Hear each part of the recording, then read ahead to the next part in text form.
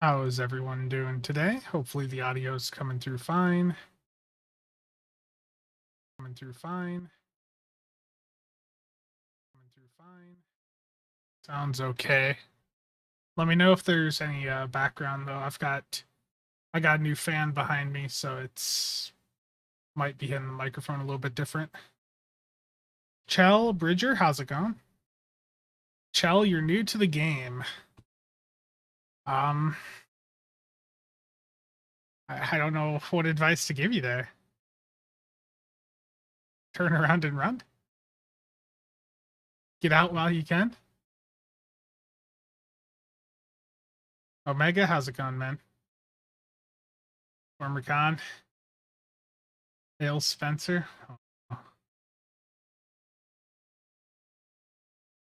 Waiting for whoever needs to push the turn on upgrade weekend to not be stuck in traffic. There is so much background noise that you cannot understand me. Background noise that you cannot understand me. Is anyone else experiencing that? I can go turn the fan off quick. Let me go turn that off quick.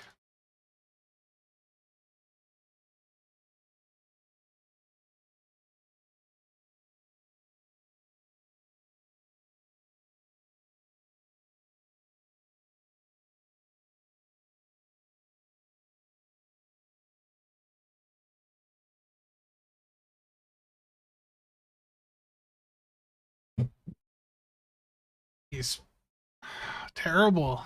Terrible. Okay. Head on in game here. Chell would never ever troll me.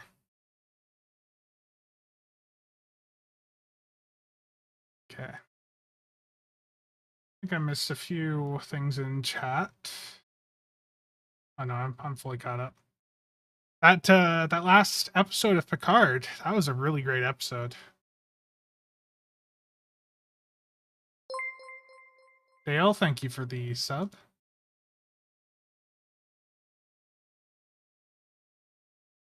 Stuka, how's it going? You turn my volume down there because that was really loud. Only watch the first episode. The second one is worth it. It is creepy. I've got that I know I've talked about this before, but I've got that eye contact thing on right now, and it's creeping me out how this thing is just constantly staring at the camera. It's still a bit messed up in that regard. Just turn that off because that thing's creeping me out.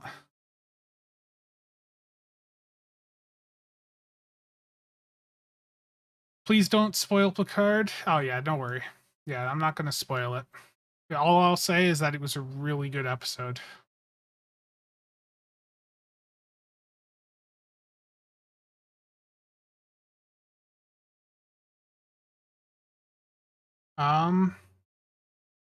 What am I thinking of the new meta of Eagles and Chiracs?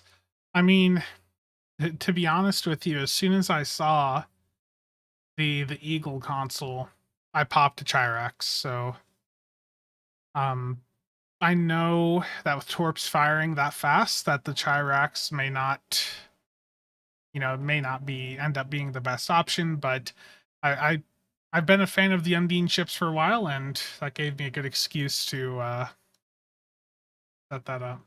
Wizard Girly, every time I see that, I can't believe that there's actually a German kid show where it's like, hello, Spencer. I've watched it. I've watched it.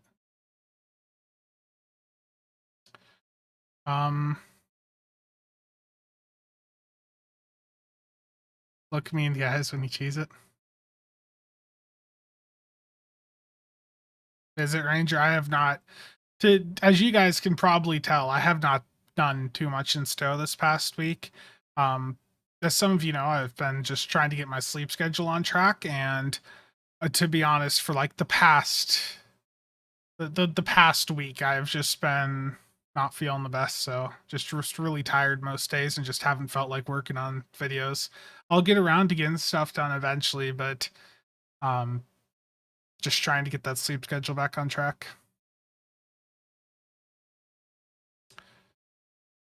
Is the event TFO bugged? Yes. Starbase 1 is confirmed to be bugged. Basically it just doesn't complete. Like you have to wait a very long time for each of the phases to actually complete. So um I would recommend not doing Defensive Starbase 1 for the time being. If you want to get your daily progress, To Hell with Honor is your best bet.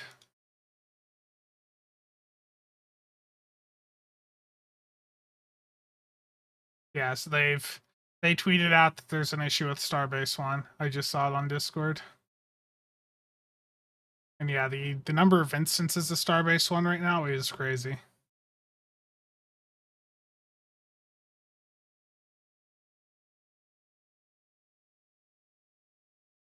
Stream chat here.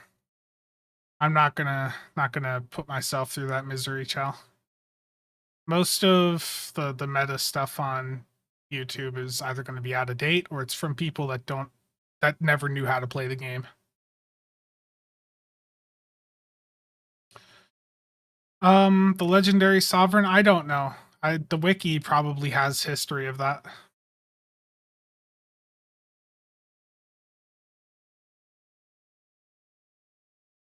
Yeah.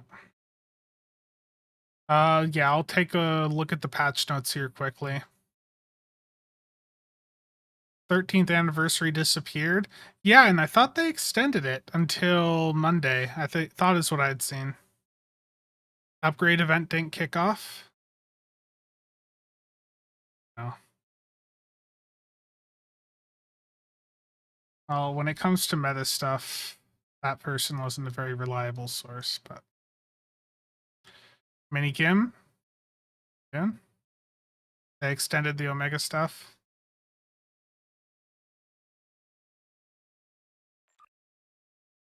Let's see, how many Starbase 1 instances are we at right now? 233 is what I see.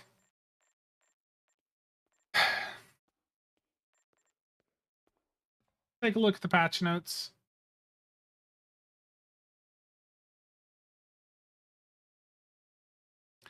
Let's look at this lovely new Play Star Trek Online website. Such a high quality website.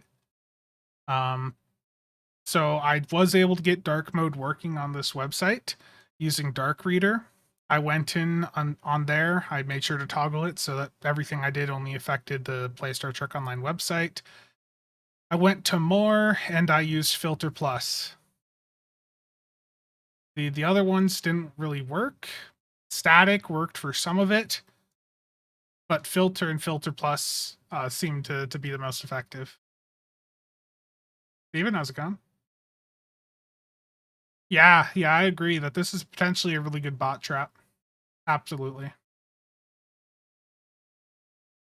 Let's take a look at the patch notes.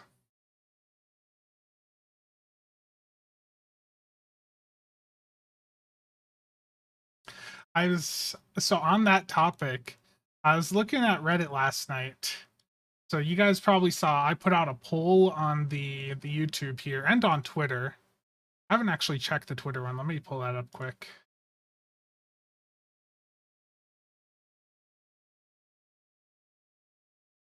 So I was asking people how much they'd engaged with that new ability to contribute dill in place of duty officers to your fleet. And a lot of people seem to have not really engaged with it that much. And let's see the YouTube poll here. 503 votes, only 19% said that they'd taken advantage of it. 27% didn't know that it was an option. Yeah. The ARC website is working again for now. I don't know how long that's going to be, though. I will tell you. I don't know how long they're going to leave that up.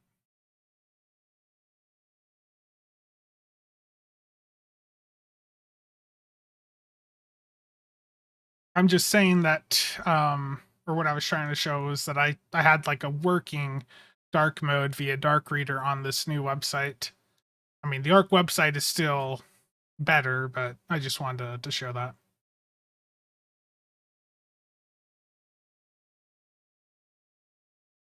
Yeah, I think the 13th bundle is worth it.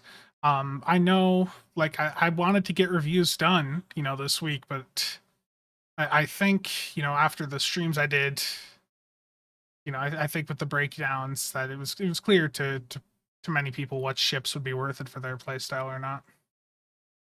Bill is more useful than common offs, yeah.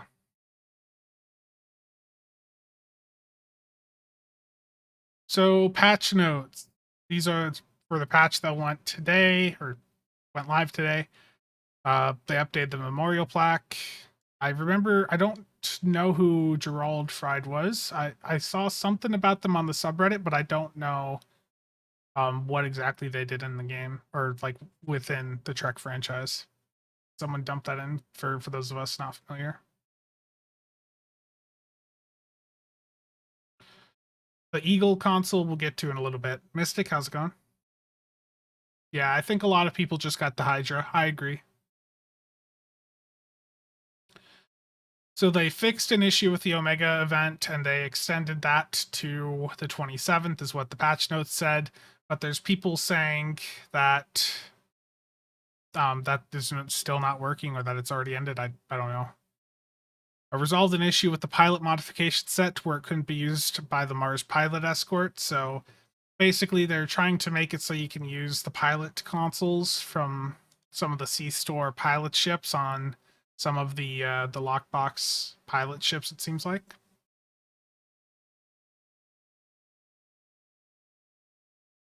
Resolved an issue preventing the phase shift generator from being equipped onto the Fakiri Burjai interceptor.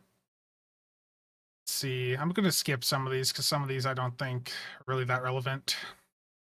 Resolved an issue with the Hydra trait where it would keep you trapped in combat. So basically, with the Hydra trait, it gives you that scaling boost depending on what pets you have out. And it looks like if you had the ultimate swarmer out and a couple other things, because those were persistently out, it was keeping you in a red alert state the entire time. I'm going to raise the camera here. Good time for my mouse to go on battery. Yep.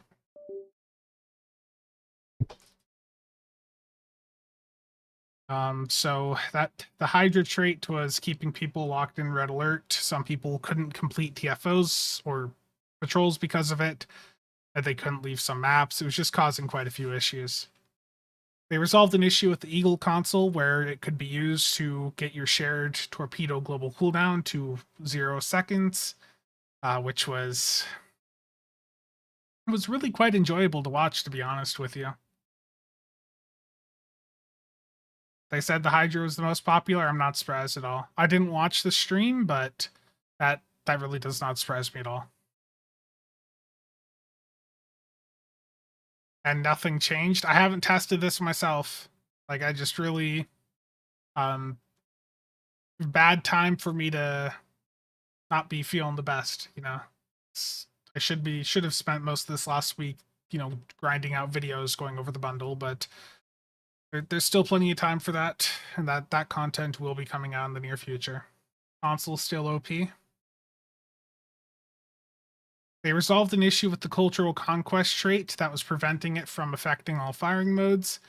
So this is something that I reported to them about 2 weeks ago. The World Razor trait. So the cultural conquest trait comes off the World Razor, and it was not being triggered by all firing modes, and that was limiting how many stacks of the trait that you could have up at the same time. Something that I think a lot of people missed with the cultural conquest trait is that it stacks. So if you have multiple firing modes on your build, you can get that trait to actually stack. So I want to go through and check that really quick.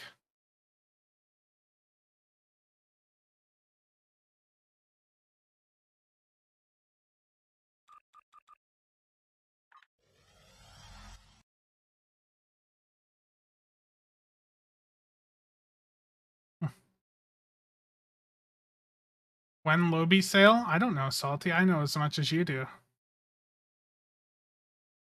Go do a search for when the Lobby sales happened last year.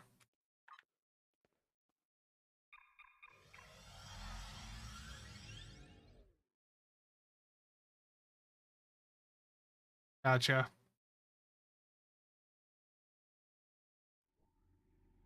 Yeah, Oxtabat is still perfectly viable. I think the thing that Salty's referring to is like a promo ship in the Lobby store. And I think that happened with the inquiry last year in March. Okay, so World Razor.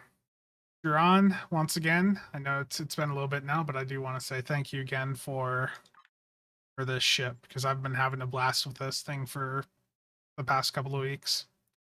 Actually had some really good runs with it too. I got about 1.6 with this setup here. The hybrid scatter volley with the EBM on. Any advice for leveling a captain as fast as possible? You can do patrols, especially if you have like a Jemadar ship that has the Vanguard wingman. You can go in and those things will nuke most of the enemies in a patrol. The other thing you can do is spam research assignments. That'll cost you a little bit of money, but the XP from those is quite crazy. Okay, I want to select Cultural Conquest here. And let's see how this stacks now. Let me put all the firing modes on. Let's do a mine beta. What am I missing here? Let's do a beam overload. Let me increase the size of my buff icons here at the bottom.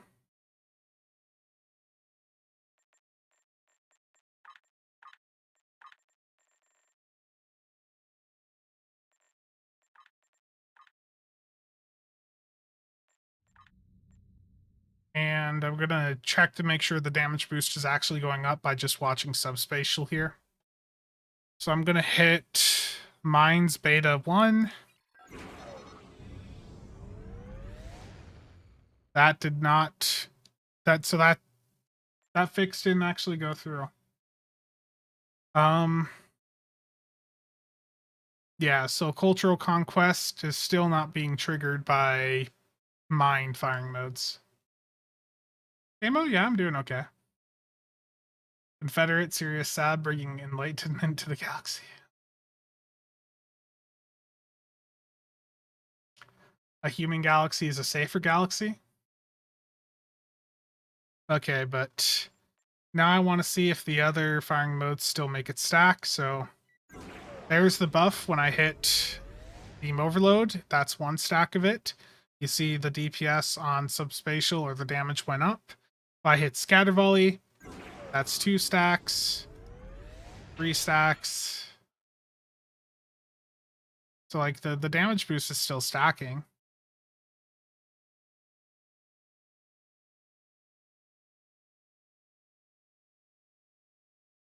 And I'll re-verify that here in a minute. So 2081.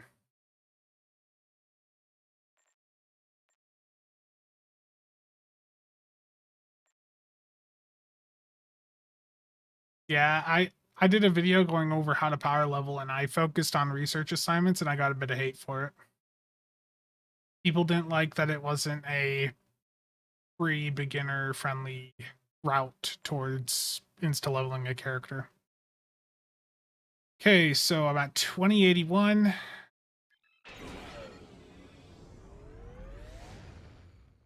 And apparently I just triggered one of the Borg DOS, which just boosted the damage up massively.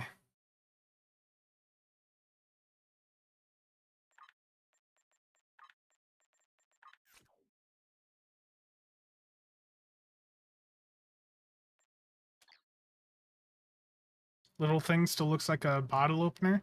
Yeah, I don't like the saucer on this thing, I'll be honest. I just have it back in its stock configuration because I was working on the review earlier for it. And I was going over the customization options. Okay. The Borgdoffs are on and won't interfere now. 2195. 2310. So you still get the damage boost from each stack of Cultural Conquest. But the issue is you're not getting another stack from the mine firing modes, so the patch for that did not fully work. Resolved an issue where the covert warhead module didn't know it was equipped to a pilot ship until it was removed and re-equipped.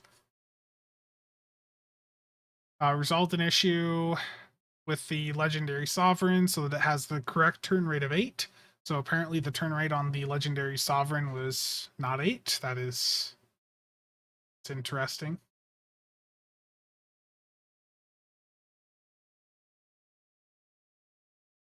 And let's see, is there anything else here? The rest of this is just art issues. So it looks like some of these fixes did potentially not go through. Let's see if the Hydra trait actually got fixed. So what is that? Strike.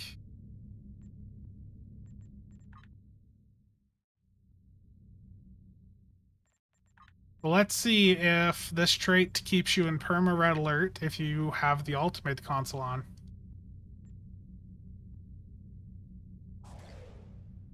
There we go. It does not anymore.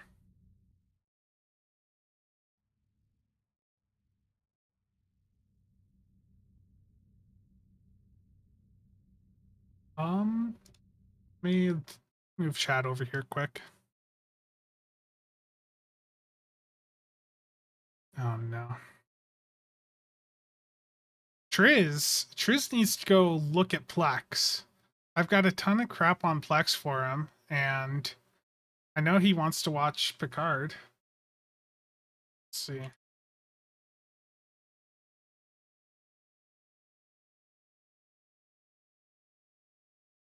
Yeah, I've got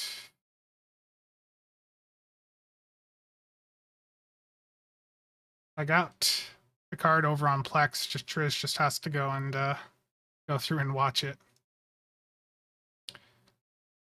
Was CEA fixed? I don't know. SFC, yeah, I saw the post about the wiki migrating. I'm going to include that in my next news video. When I first looked at it, I wasn't sure if it was legitimate, but I went through and saw you guys commenting on it, so I think that's good work from you guys. Let me pull that up. That was linked in the Discord also.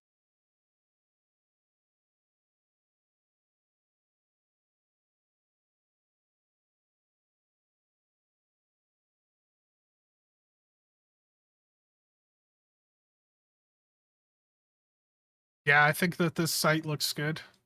The old wiki site, the fandom or whatever, like if I didn't have an ad blocker on, that was just absolutely infested with ads. So I think for most people don't use an ad blocker.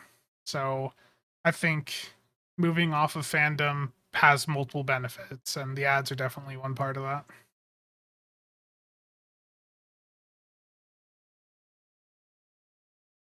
Yeah, the first 2 episodes of season 3 of Picard have been really good. Yeah, if it was on To Hell with Honor, that was a good run earlier. Was that 2 minutes 50 seconds?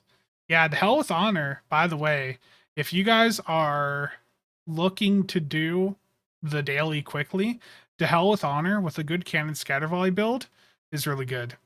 And Juron, I don't think I responded, but yeah, if you have beam overload, scatter volley, and a torp ability on your build, you can get 3 stacks. So that's 75% cat 1 for everything. That's the key thing. Cultural Conquest is a cat 1 damage boost for everything. So I think one of the things that made me not necessarily want to review it right away is because the prices on it on the World Razor have been insane, and telling people that there's a trade on it that is potentially meta for some builds wasn't going to help the price. I figured waiting for the price to come down a little bit before dropping something like that probably be a bit easier for the market to handle.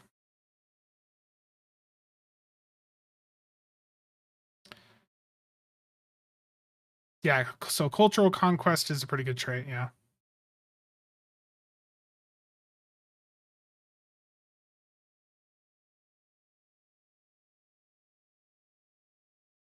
Any I don't know there, Chell. Yeah, but hopefully they can figure out how to get feature to pull off of the new wiki site and sets. Um, what are the best traits for a science build? I would say to look at the builds Discord. Um, EPG stuff is probably my weakest, like the weakest build type for me personally. It's something that I generally don't focus too much on. But if you're wanting some info about EPG, we have a really good category over on the builds Discord. There's some good guides over there. Um, just really good breakdowns and some really good example builds showing you what traits the record setting EPG builds typically use.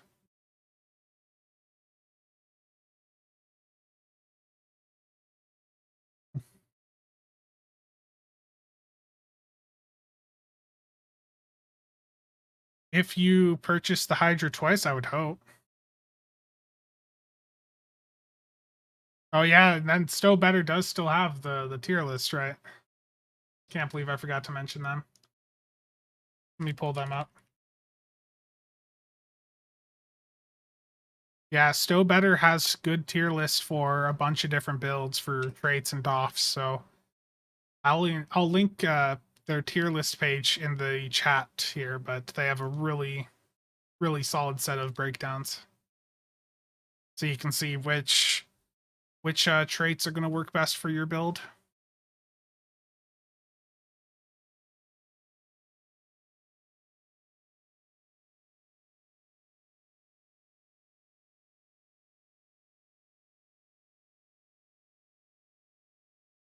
What do I think of the compiler? To be honest with you, I haven't flown it a single time.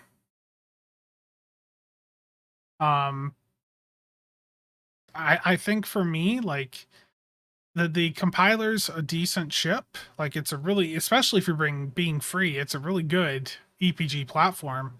It's just that there's been a lot of ships, and I have not been in the game as much as I wanted to be this month, so I just haven't gone around to it yet. And right now, the after I finish this World Razor review, the 13th bundle is going to be taking a lot of priority for me. Bang, how's it going?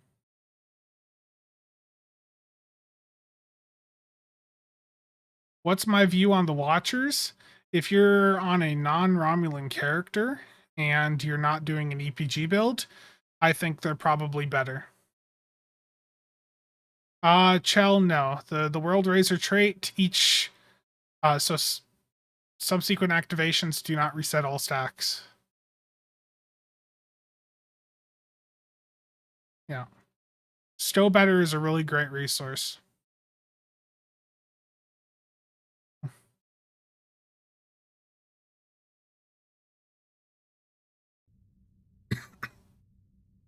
Yeah. Let's go over Dark Ghost. How's it going? Voyager. Yeah, and there's I've gotten a bunch of stuff in the mail for some giveaways too. So this Saturday there's going to be some giveaways on stream. But I am going to head over to Tribble.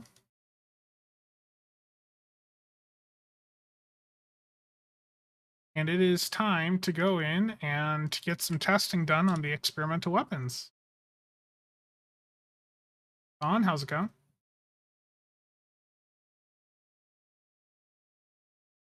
Yeah.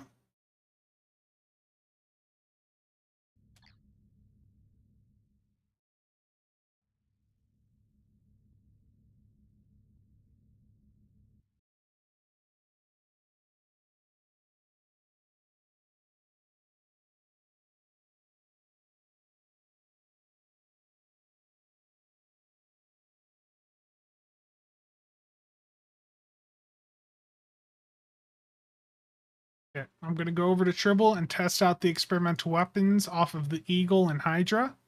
Now that they are finally over there.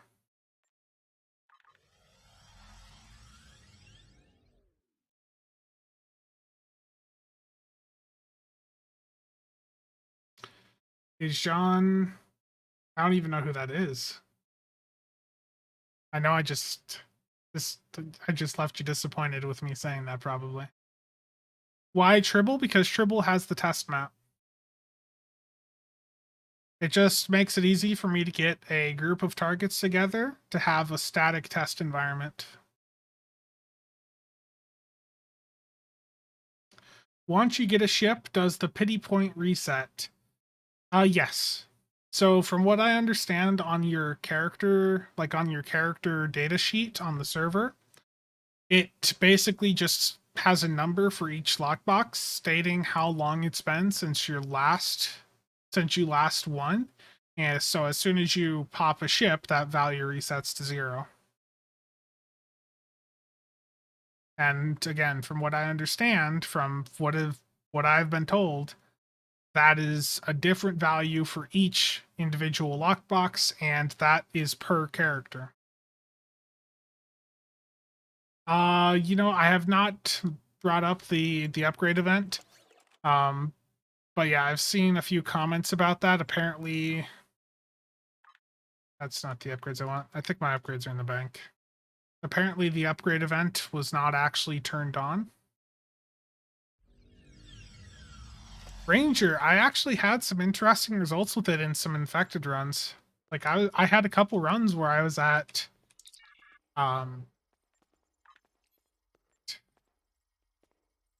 like 50, 60K from it.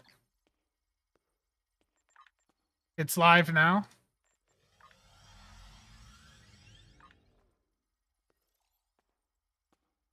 Yeah, it looks like it. Is the Yeah, I'm getting the 2x now, so I'm guessing it just didn't kick over until a certain time.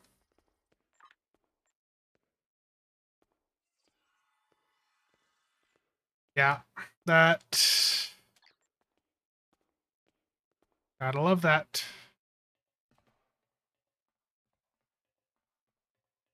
Uh, Infected doesn't have shields to worry about, so...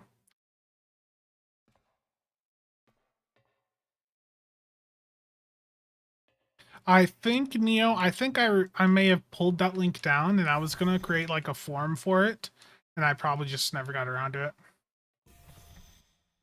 Let me see if I can... Did I fully unpin that in there?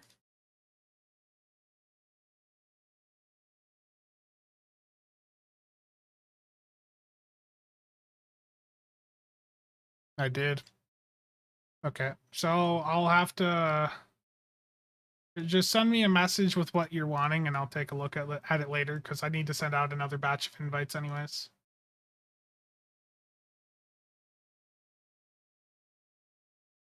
Okay, I'm going to head over to Tribble. Spin the wheel.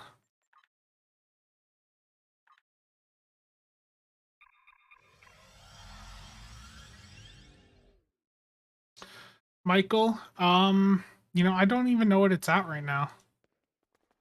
Is it still really high? Yeah, Ravager, the Ravager Shriek experimental weapon was actually doing really good when I tested it back in December.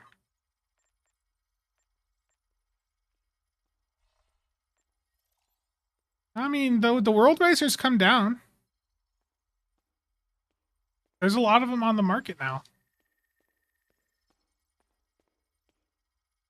It's not as far down as I think many would like, but it's definitely much more accessible than it was, 2 weeks ago.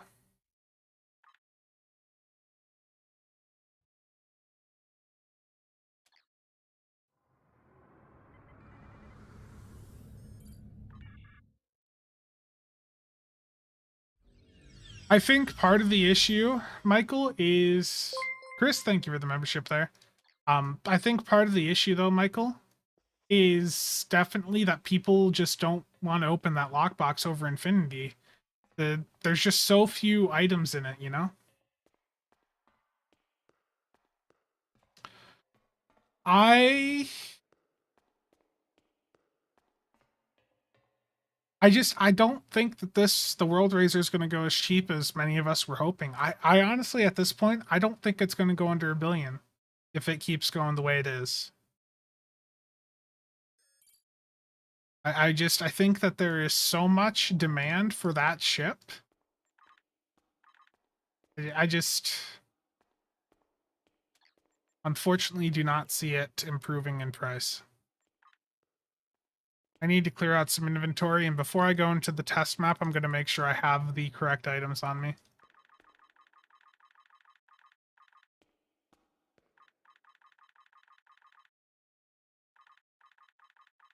Are there any Cardassian ground weapons?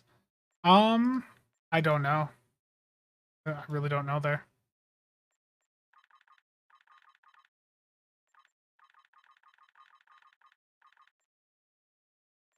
And yeah, you can't upgrade that quantum phase torp.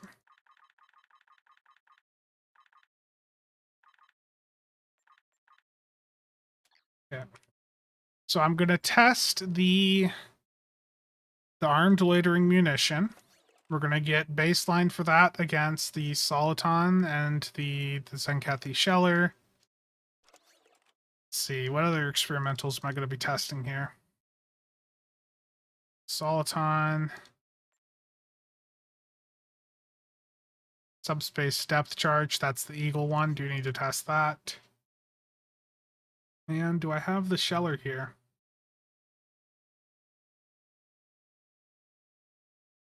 Is it right in front of me and I don't see it? Or not the Sheller, the Ravager Shriek, there it is. I apparently just don't have it upgraded.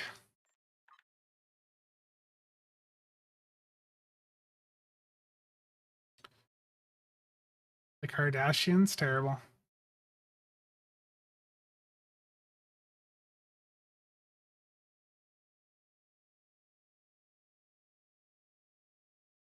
Yeah, poor Triz. Triz failed as a tank and let a bunch of people die on 925, and they're never gonna let him forget that. Yeah, it isn't like the courier pilot ship. Yeah, the Galaxy is just too iconic in the game, and it's a really good platform. Okay. I think that's everything I need to test here. Let's upgrade the Ravager Shriek.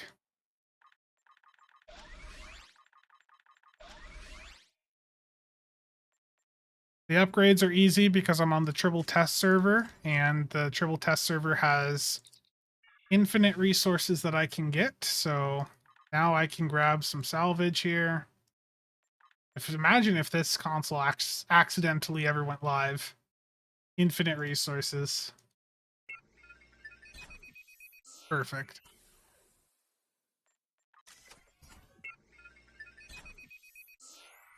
Where is that type of RNG on live? Yeah, they would do a rollback if that ever happened.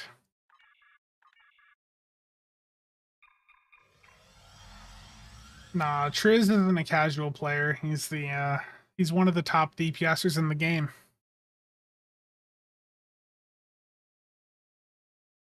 Yeah, I will eventually cover like key binding because there's a lot of abilities that people have misfiring, and it's because of how they have their tray set up. Um, Things like having tac team on your tray, having your firing modes grouped together, having fire all weapons on your tray can actually cause your weapons to not fire as much as they should. So things like that I definitely want to cover in a up-to-date DPS keybind video. Yeah.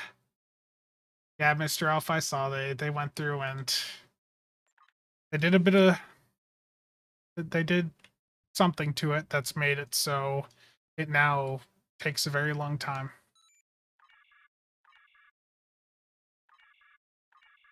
go 5 test dummies. Let me set the combat log on. Make sure my weapons are not firing. Okay. First experimental I'm going to test is going to be Soliton Wave Impeller. And the other thing that I want to just get down here. Let's see. Just need 5 keys for ultimate DPS. Terrible.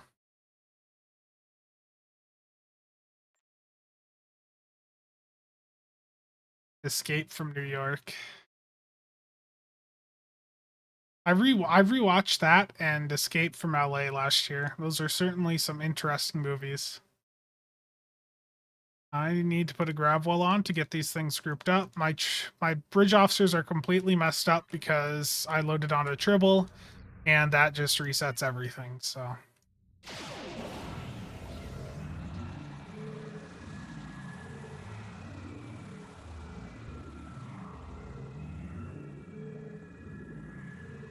Warp core, I do not know.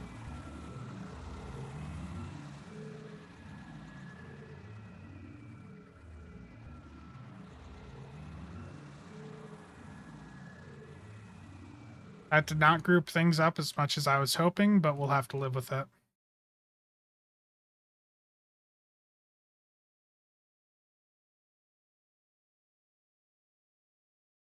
Okay, let's let me start up Excel here quick so I can document everything.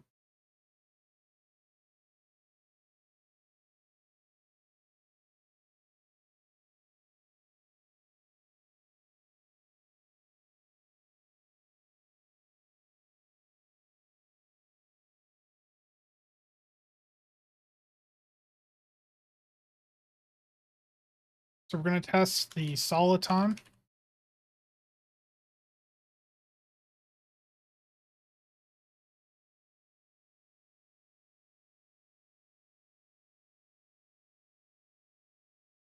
And let's test each under like a do power level and or power level.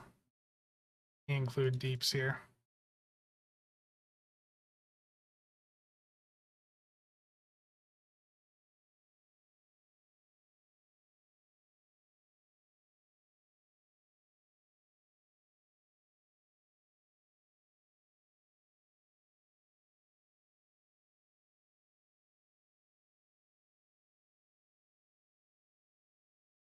So with energy weapon builds, your power level setup is going to be different from torps. So I'm going to do 2 sets for each experimental weapon and one with do power levels and then another with torpedo power levels. Centered. And start off with Soliton. What are all these that I have here?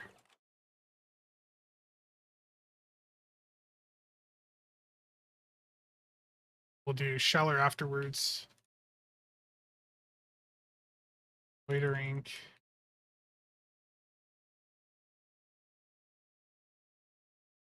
And then we'll do the one from the Eagle.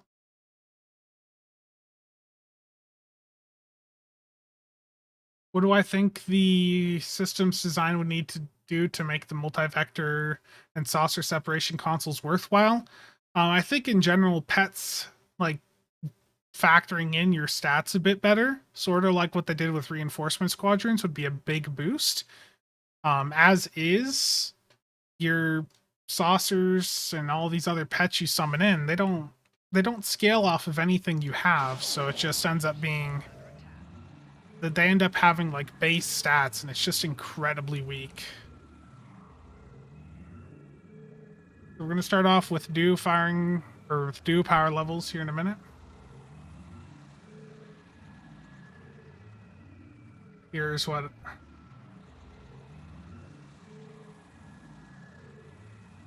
Yeah, I could go for that, Chell. Waldo, how's it going, man? How you enjoying this this lovely wind and temperature here in Iowa? Quite lovely.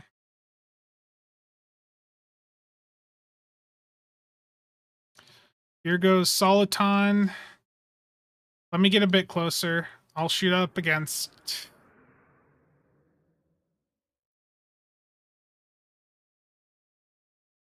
I'll get like exactly 2 kilometers behind test dummy 3. 2.2 is fine. I just won't move from this position now for the rest of the testing. Okay. Let's let the anchored stacks get to 4, and then I'll fire.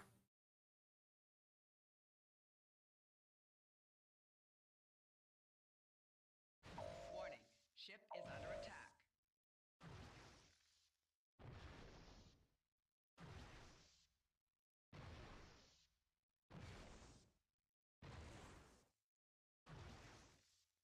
I think a minute for each should be fine. So with the dew fire or the dew power levels, I'm going to have weapons as the primary and then the rest in engines. And for torpedoes, aux power will be the primary with engines as the secondary. Raining and windy here in San Diego. Let's see.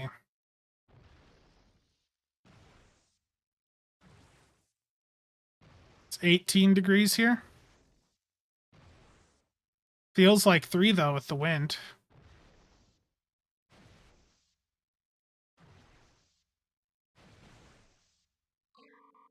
If that is good enough.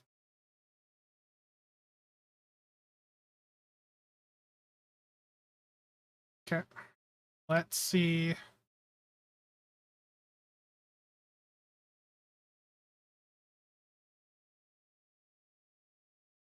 Okay.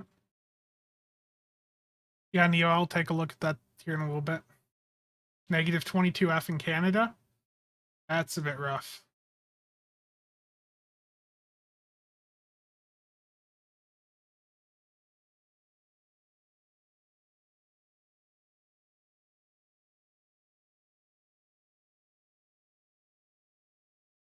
Let's try that now with torp power levels.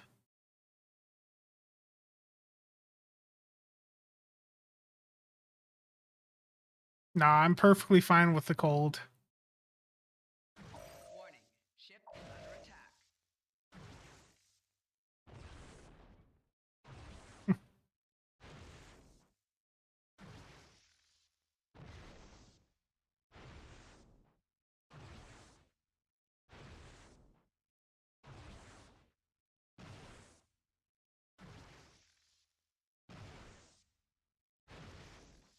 I think it's just one clean getaway.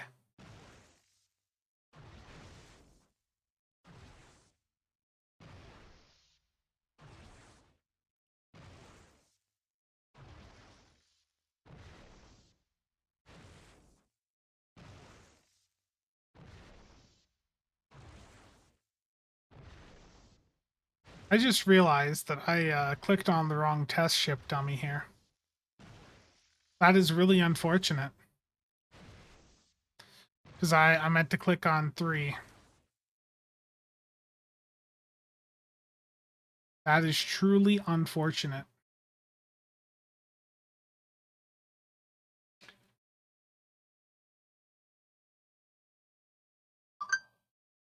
Yeah, Grafka, the only exception, the only weapons that like actually perform better than other beams out there is going to be like spiral waves. What's this blue Pubble weapon? This is the Soliton Wave Impeller. I fired it on the wrong target, so we're going to redo that test right there. Warning, ship is under attack. Ryzander wouldn't have made that mistake, I know.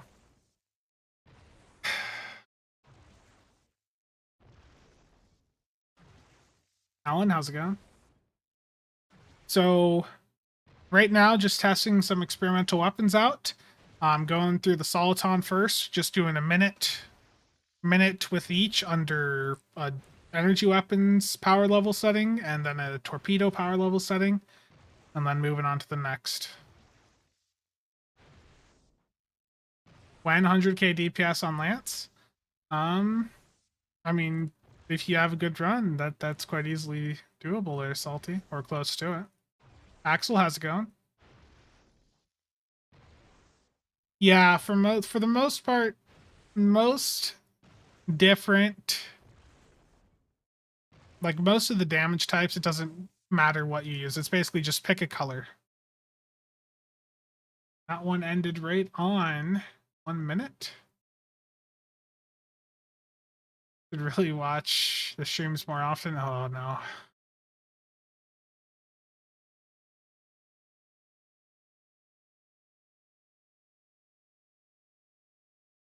So obviously quite a bit less damage with the Soliton.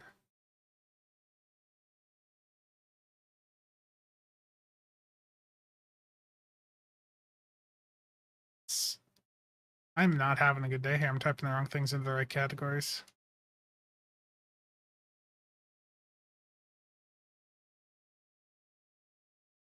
So obviously Soliton loses a bit of its punch going from max weapon power to max ox power. Let's move over to the Sheller now.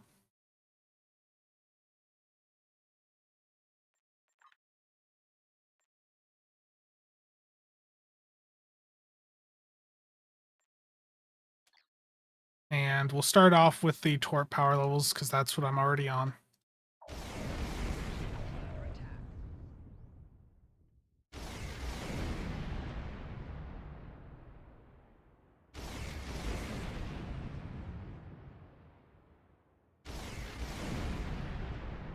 Yeah, that's a fair point, Steven.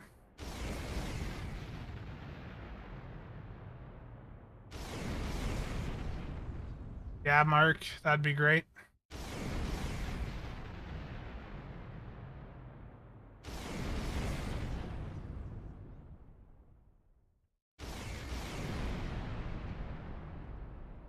Charles, how's it going?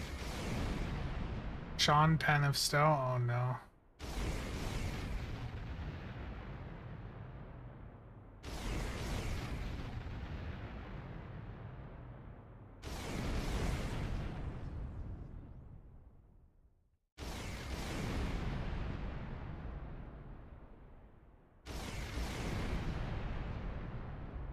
That was really underwhelming, I will say. Right now, that was the Sheller was a little bit underwhelming with its slow firing. So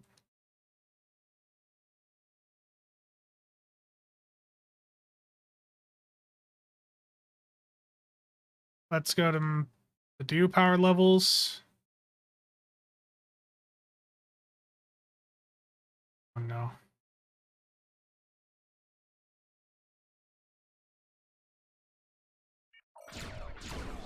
Why'd that fire my other weapons on? I meant to only fire the experimental weapon.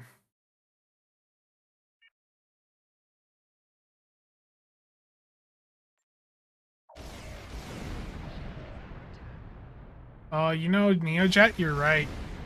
I completely forgot about that. The Sheller does do more damage if you're facing them. You're right. So let me get that. Let me test that fairly. Wait for Anchored to build back up. Yeah. It's been so long since I used this thing, I completely forgot about that.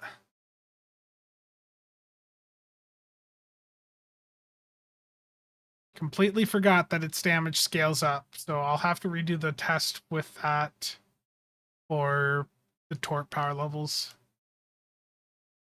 Okay.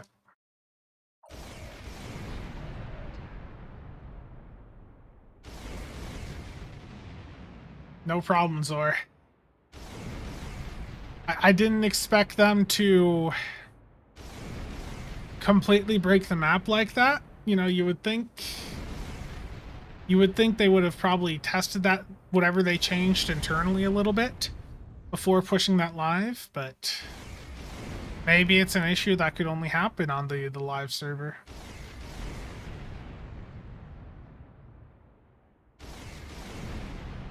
Yeah, Steven, I'll be taking a look at that one, but I'll be doing it on the Hydra, so I'm not going to be seeing the cloak aspect.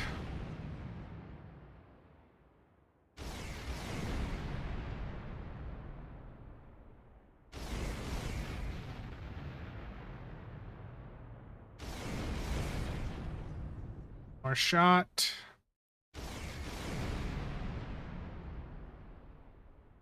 Okay, so that did a fair bit more now.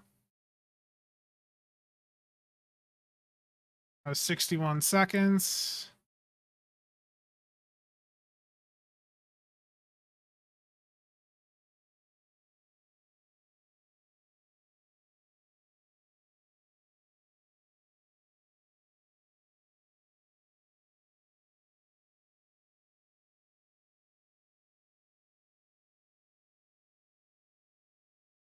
Go. So yeah, the sheller right there did quite well. Yeah, a lot of people are having issues with the Starbase one. Cryptic did something to it with the patch today.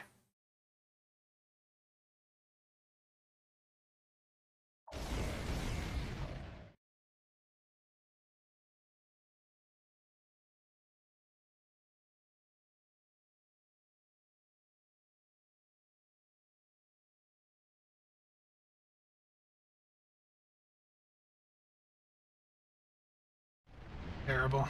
Nah, Stowe's got a long time left in it. Stowe will be around for a very long time.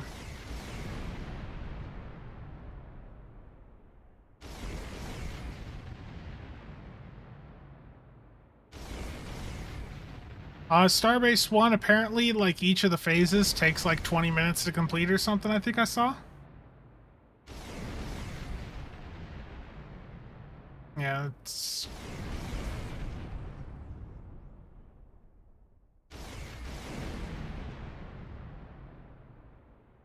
I think I saw something on Reddit, and I could be wrong. I could have been misreading it, but I thought people said they they were able to complete it after, like, an hour or something. Or they waited in there an hour. Let me see.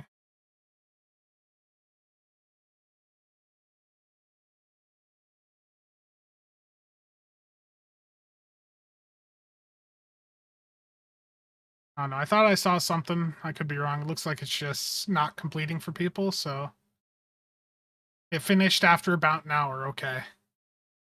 So it can complete, but you have to be in there a very, very long time.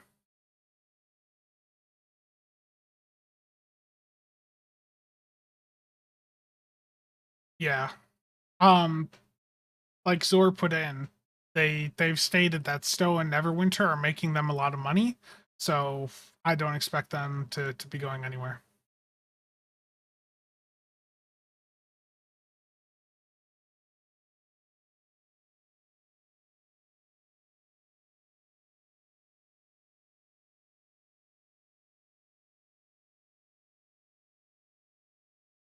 So the Sheller certainly has been doing quite well so far.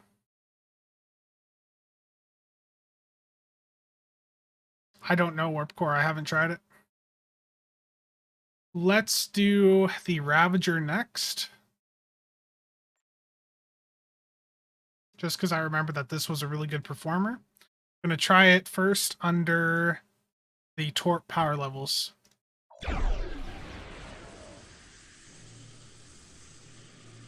Houston, how's it going?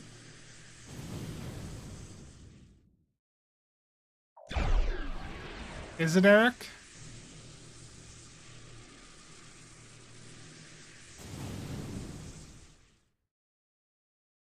I think it's safe to say that the Ravager is probably about to be the top performer out of the ones tested so far. I have not Axel, but I can test that. I can tell you though, it's probably going to be a bit disappointing.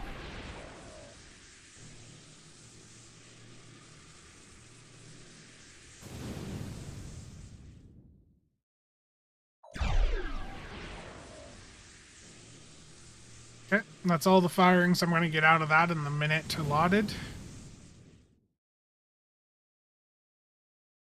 But in any case, I mean, Ravager just beat out everything else tested so far.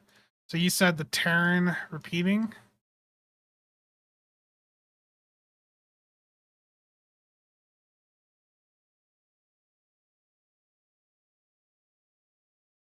Okay, that was the Ravager under Torp settings.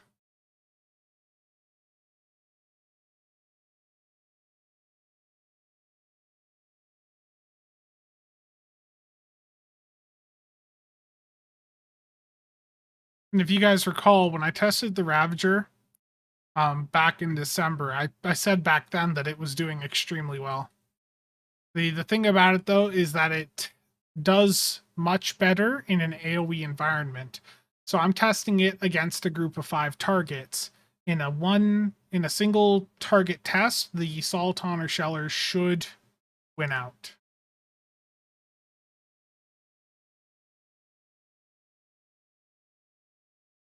Why am I getting pings? I hate when I have a Discord server where I forgot to go in and change the notification settings so I don't get the at everyone pings. Hate when I forget to do that. Yeah, I think that was what I'd found in that testing earlier, like a couple months ago. And now let's do the energy weapon power levels.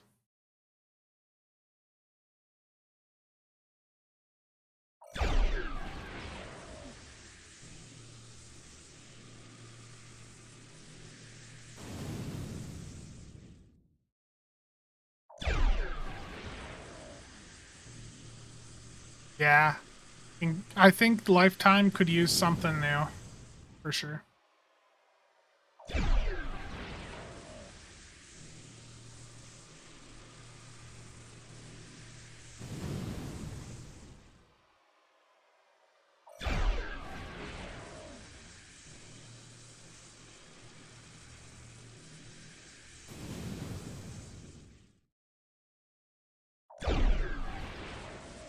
Yeah, that's true, Steven.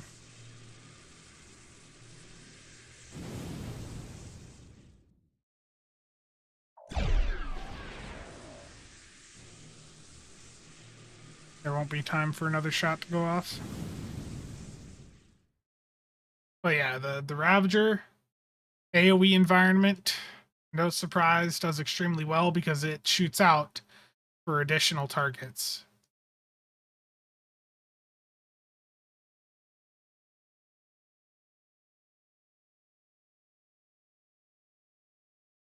So let's before I try the new two, let's get the Terran repeating warhead here real quick. It's been a while since I tested this and I don't recall it being good. So let's start off with the energy weapon power levels.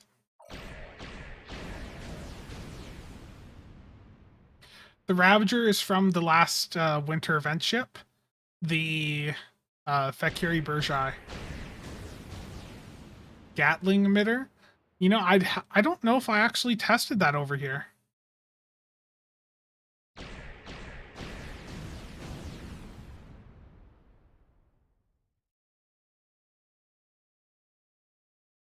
This thing takes a while, doesn't it?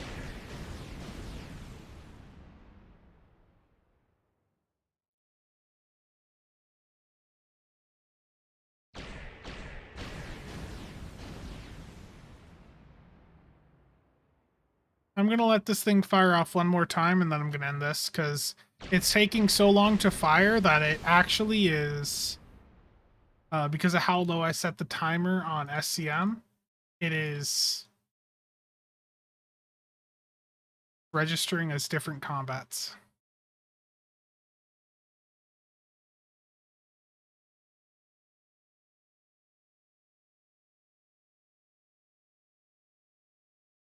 Even after I did that change.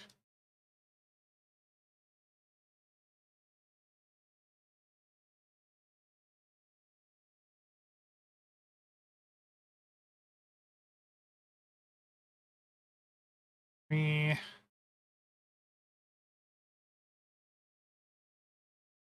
Why is SCM messing up there?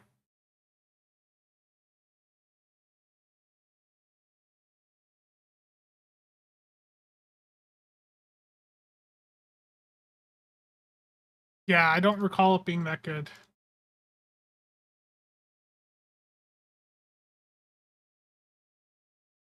Okay, so that one, I need to shoot it just a little bit longer. It only got 50 seconds.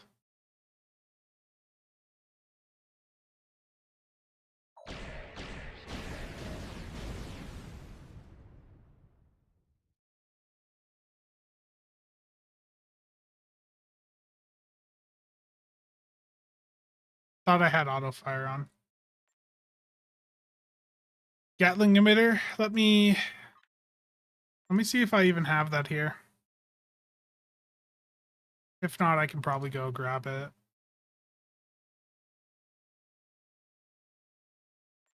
Yes, I'll test that one next.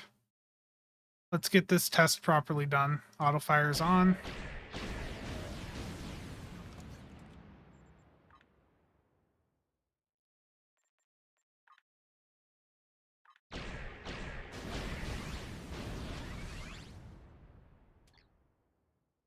I forgot to claim it.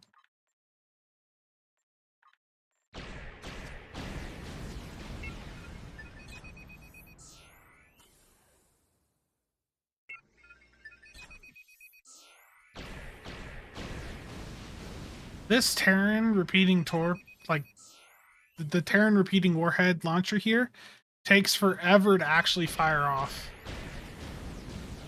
That is such a slow recharge.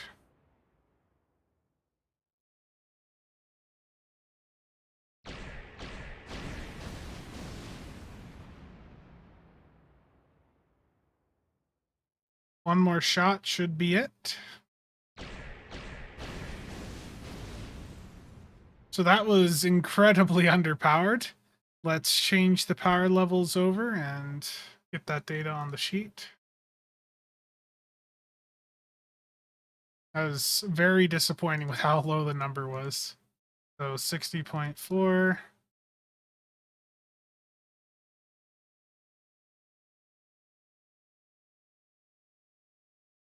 So that's already like, that did a fifth of what the Ravager did. That's rough. Okay.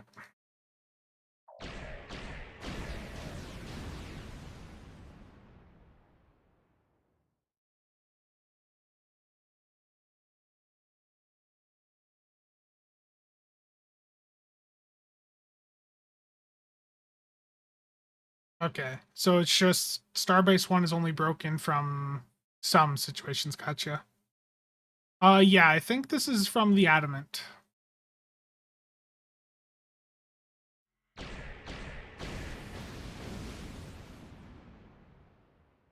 It's a very, very slow recharge on it.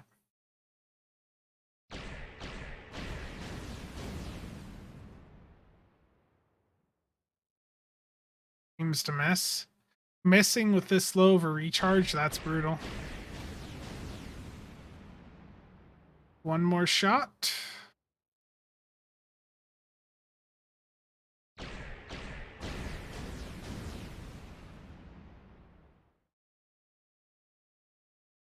Yeah, that's rough right there.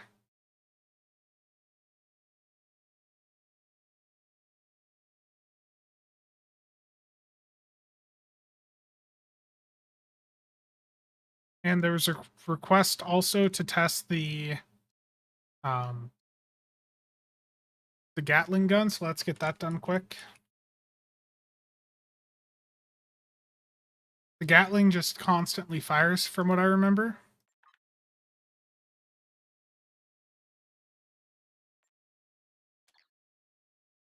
Torp power levels first, and here we go. Warning, ship is under attack.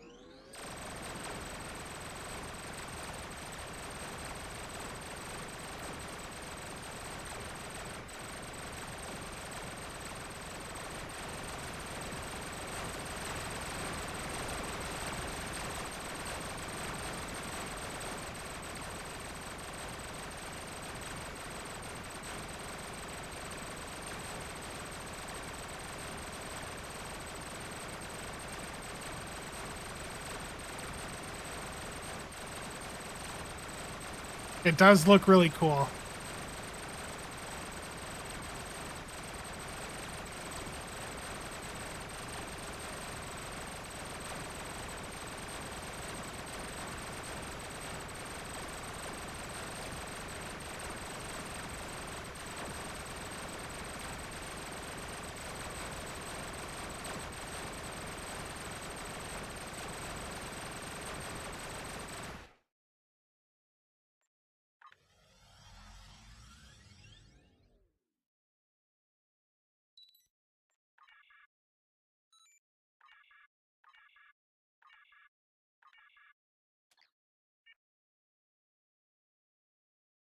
Yeah, that works too. Okay.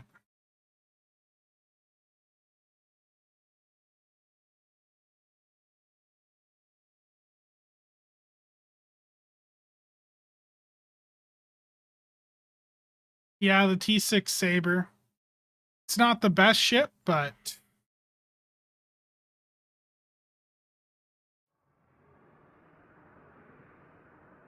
this hits a single target, so this should be fine. Energy weapon power levels, and let's go. Warning, ship is under attack.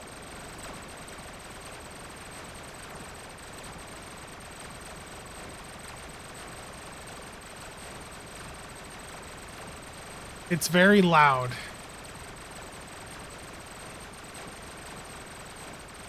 Yeah, I mean, I play the game quite a bit, Formercon, but yeah, I spend most of my day, like when I'm on my computer, just, consuming other content. I watch quite a bit of stuff on YouTube and definitely don't want to just play games all day.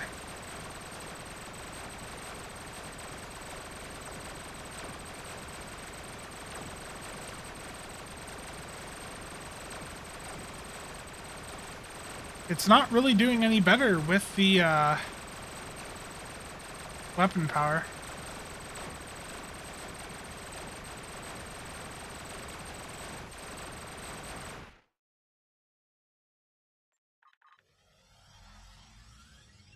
Nice, Dale.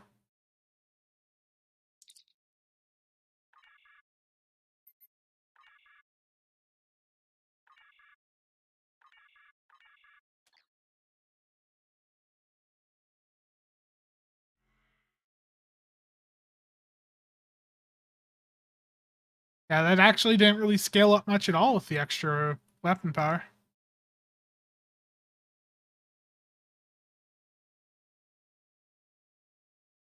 Okay. Let's go to the Eagle one next, and what is the name of that one again? The Subspace Depth Charge. Going to start off with energy weapon power levels, and then we'll go over to torpedo. Let me get these things grouped up, though, again, real quick.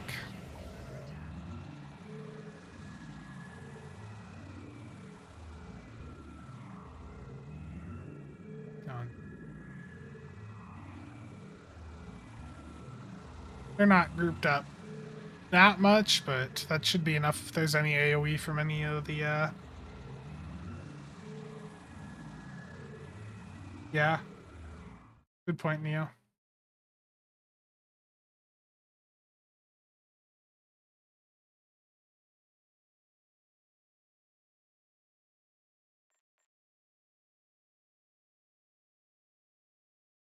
Okay. I think that has been enough time.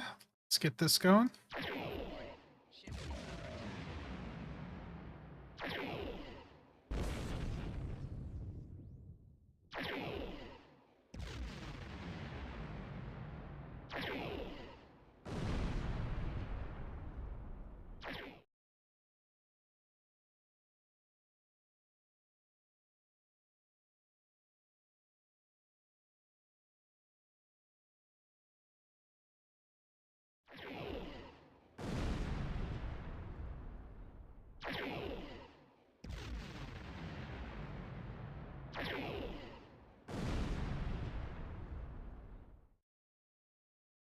This thing seems extremely bad. I'm not gonna lie. I'm gonna test the Hydra one after this one.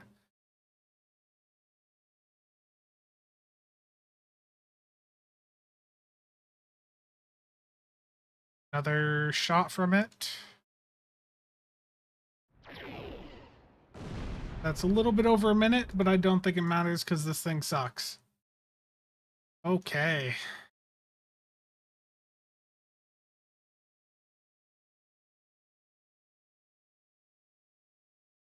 Yikes, right there. Let's try that with Ox Power. This thing does scale with Ox Power, so hopefully it is much better under the Ox Power levels. This is the Subspace Depth Charge off of the Eagle. This scales with Ox Power rather than Weapons Power. And here we go.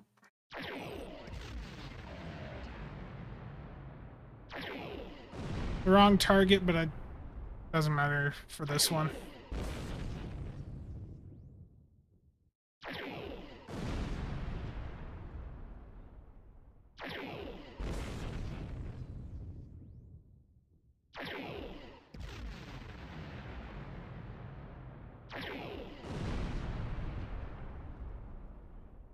That scales quite well with the Ox power.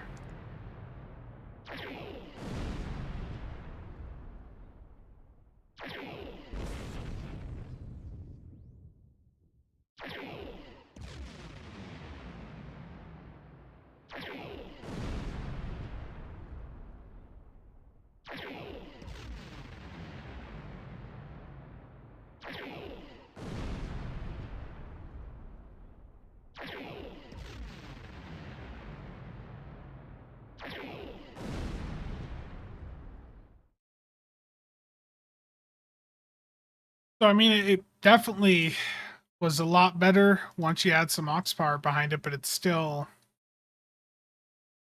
quite underwhelming, I'd say. So that was the Eagle experimental weapon. If you run energy weapons, you steer very far away of the Eagle experimental because that thing is absolutely terrible if you have high weapon power and low Ox power. Might be better in a DSI environment, but I think at that point you're better off just using a different experimental entirely. Now it's time for the one off of the Hydra, the armed loitering munition. This one scales up quite well uh, against unshielded targets that are alive for a long time. So another thing to note too is this combat time is going to be a bit longer because the drones do stay out for 30 seconds. I'm going to start off with the torp power levels and select the right ship. Here we go. Warning. Ship is under attack.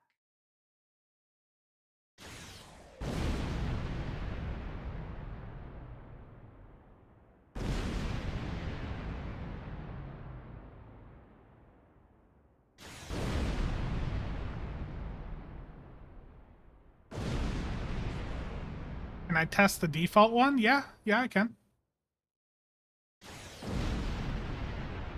Yeah, indeed, Steven.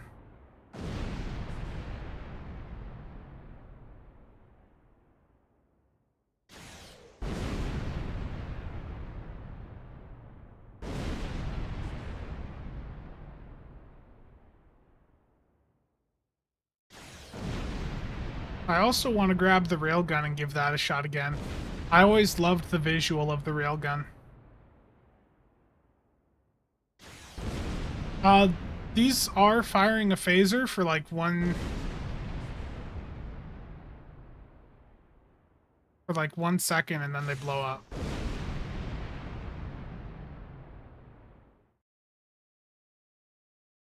I think if I was further away from the targets, these things would probably they'd probably shoot a little bit more.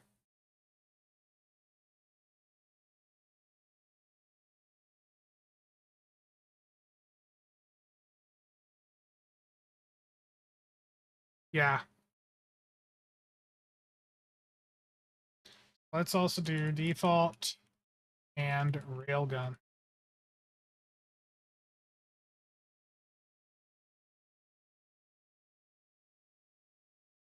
Yeah, so far, but let's check under with weapons power being high. Let's crank that back up. And the other thing, like Neo was saying there, these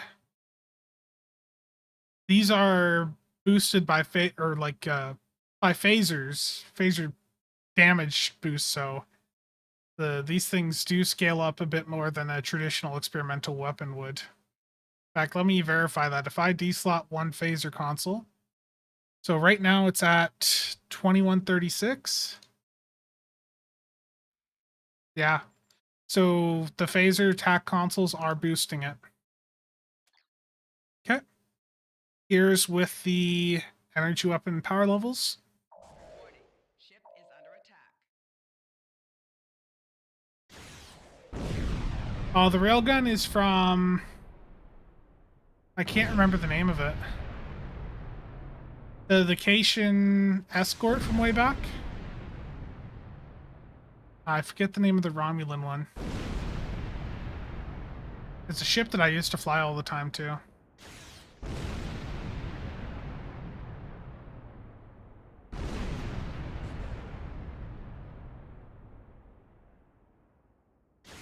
Athos, yeah.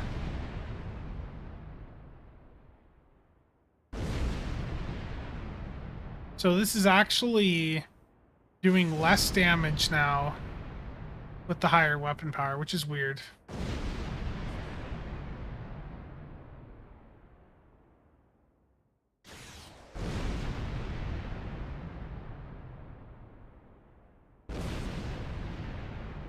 Get one more shot out with this. Oh no, combat time's gonna be a smidge higher. I shouldn't have left that last one out.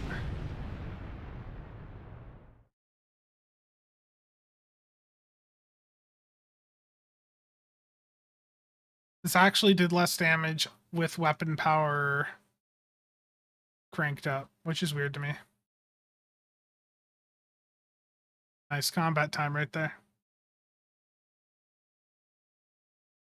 Let's try the default and the railgun. If I don't know actually if I have the railgun, so let me see here.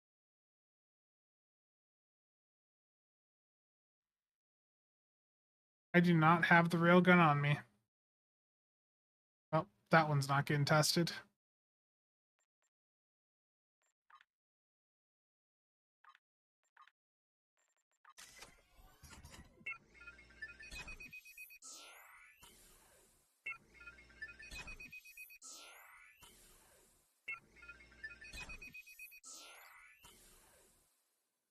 And we'll start off with the default experimental weapon with the energy weapon firing level or power levels.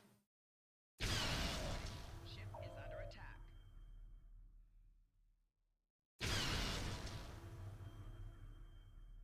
Yeah, loitering did well. Loitering did quite well, but that's against unshielded targets. Against shielded targets, it may not do as well.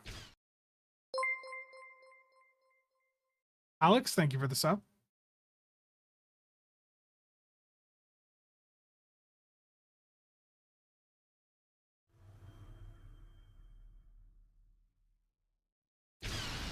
Yeah, the default one is going to very quickly drop to the bottom of the list. And yeah, Dustin, the experimental off of the Hydra should be boosted by Heart of Soul.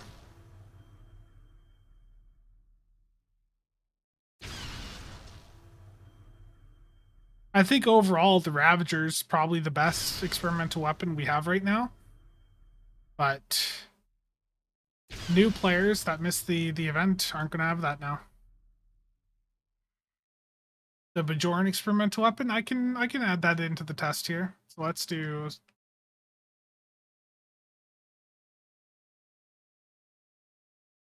Okay, so let's get the default numbers in here.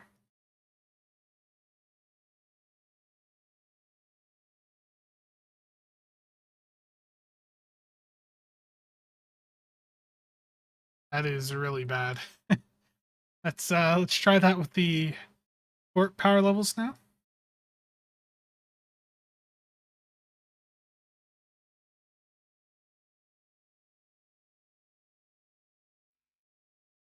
Ship is under attack.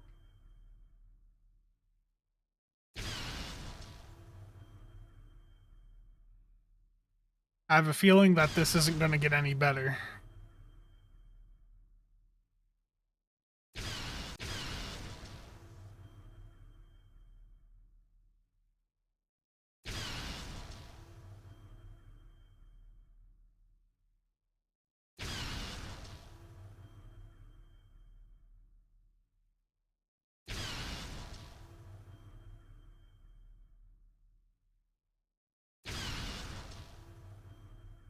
And Steven, I think that's why the Hydra experimental weapon, that's I think why a few of us have been seeing that if you take it into an advanced or normal queue, it doesn't do as well.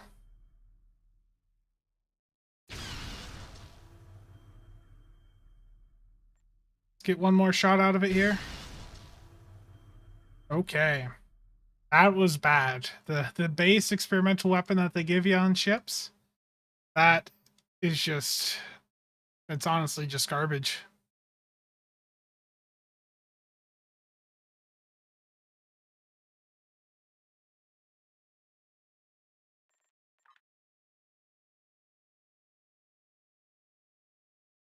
Yeah. Okay, so Voice of the Prophets.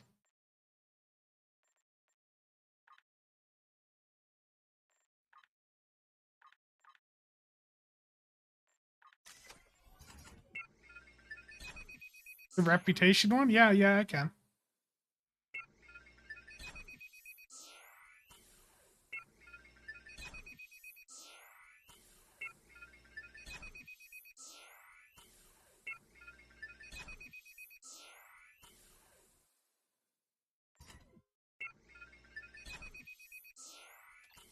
The rep one is the slam shot, right?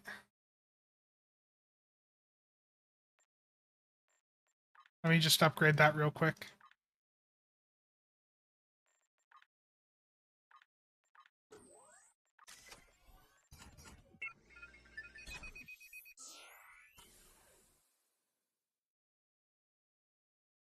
Is it flak shot? Did I grab the wrong one? Elijah, thank you for the $50 there. Loving your content and really happy they finally let us put pilot consoles on the Mars class pilot escort. Yeah, I am very glad to see that they are going through and doing that. I might eventually pick up a Mars to mess around with that.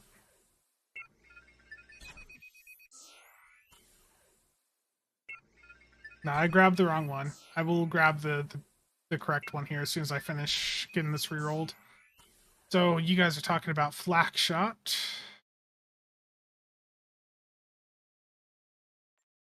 Which I apparently don't have. That is competitive rep, right?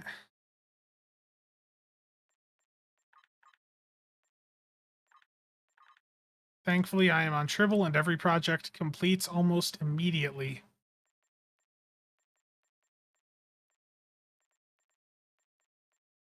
It was up the top, wasn't it?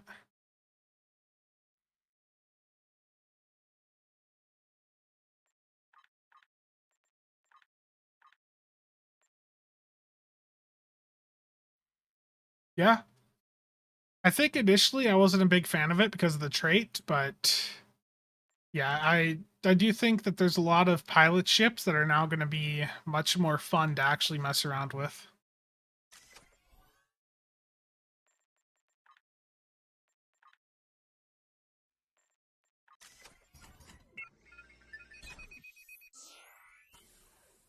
It might be.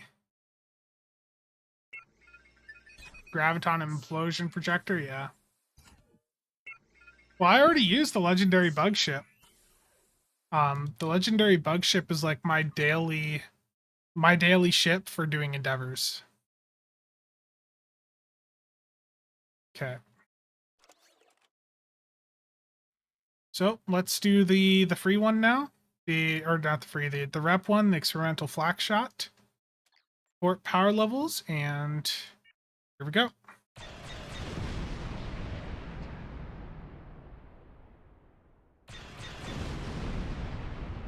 Elijah? Yeah, thank you again for the 50 there. I really do like that they have finally went through and done something for pilot. This experimental weapon's already turning out to be a bit weak. So what is this? Shot.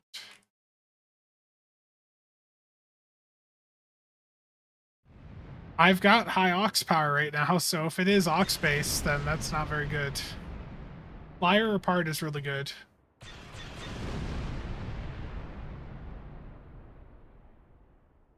Yeah, I've had a lot of success with surgical strikes beam array builds. My Excelsior 2 was running that for a very long time. Okay, that's close enough to a minute. Get that data.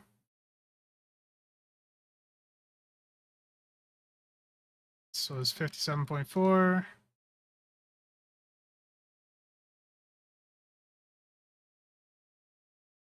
Now let's turn weapons power up.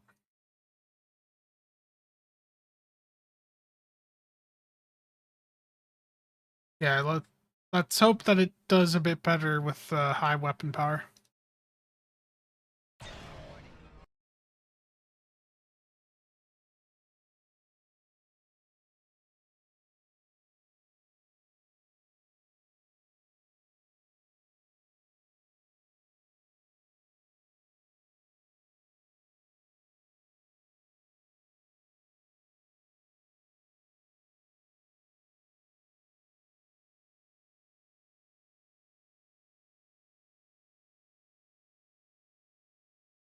It imploded.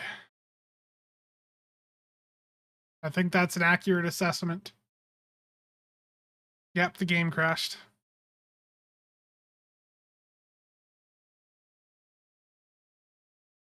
Well, I'm here too while I'm waiting for this to start back up. Um, there has been a handful of one-on-one subs to the channel in the past month or so, and I just want to make sure people are aware too. Like, if you have that sub, reach out to me on Discord if you want to have the one-on-one chat. And also, if you are on my Discord, which is linked down below in the description, if you go to the server info channel, there's information there on how to link your YouTube account to your Discord. And once you do that, if you have a channel membership, that will automatically give you the roles corresponding to that channel membership in my Discord. So there's not a ton of stuff in there, but it's just another way to take advantage of the membership if you have it.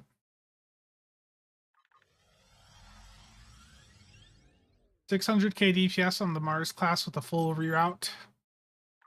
Yeah, reroute is quite potent.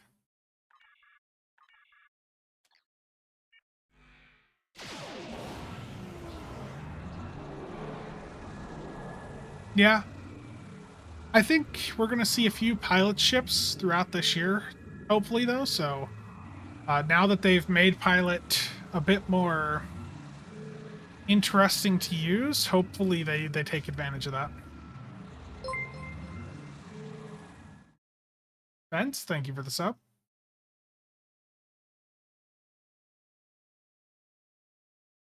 Oh no, I'm sorry, Triz. I don't know why the Plex is messing up there, man. Okay. Let's get the combat log started back up.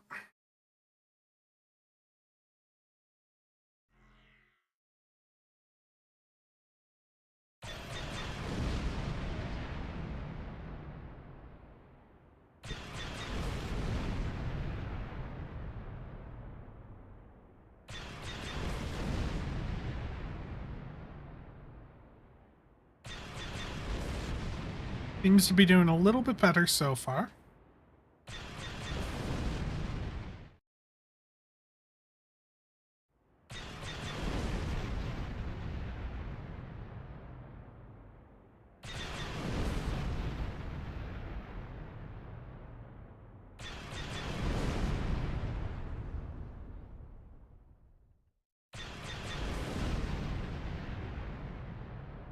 Yeah, I'm curious to see how that ends up.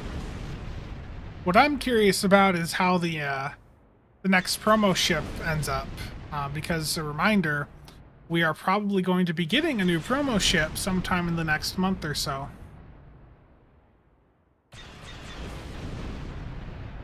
Okay.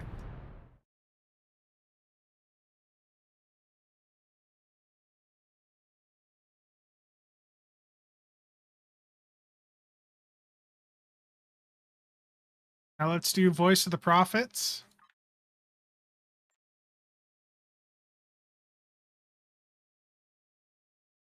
Yeah, I know promo ships are way too expensive for what they are. Okay, this is Voice of the Prophets. Let me get a little bit closer, being this is like a... What is this? Physical damage? I guess distance probably doesn't matter that much. Okay, here we go.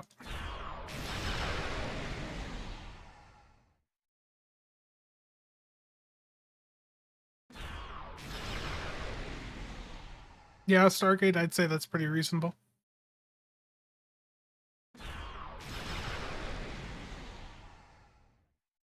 The Lost Arena, I've seen some discussion about it on Discord. People were talking about how it would be a really good combo with the Hydra console because the Lost Arena console calls in so many pets, and if you use that with the Hydra console, that would be a bunch of extra pets summoned in that you could get that damage from the Hydra console. Never use his potential on no.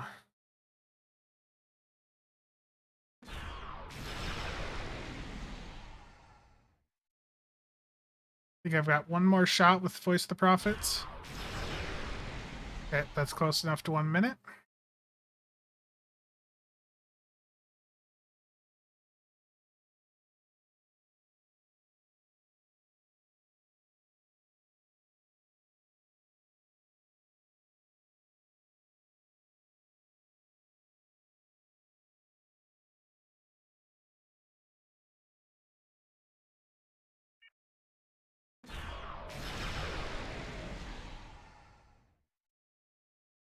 Yeah.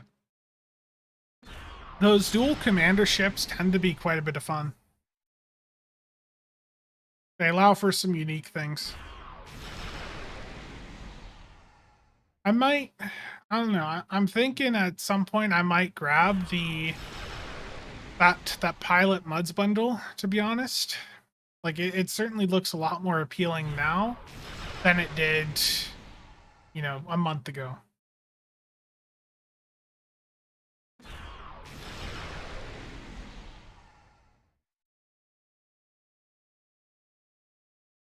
Voice of the Prophets is doing quite well, especially for being something that was off of an event ship.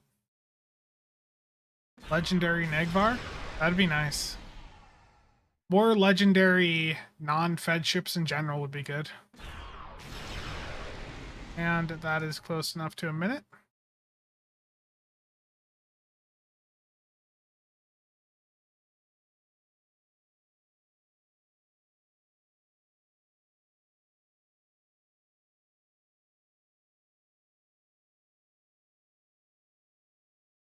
So the highlights here, the loitering in the right environment can do quite well, but I think the Ravager still ends up being just an overall like really good performer. That one, like, especially if you're doing an AoE build and you're going up against grouped up enemies, the Ravager should easily be the top experimental weapon. For single target, things might change a little bit. The Sheller or Soliton would probably be better in those environments. The Soliton will perform better if you have emergency powered engines up because it's the rate at which it fires does scale up with engines power. So um yeah, I don't think there's really too much new news here other than the Eagle experimental weapon is really bad. Like really, really bad. And a lot of the other ones out there are quite poor performers. Yeah. The Ravager is from a recent event, but what's going to be an issue there, Voyager, is that now that people missed, missed that event, it's going to be a while before they can potentially get that ship again. Do I have the Mjolnir? Let's see.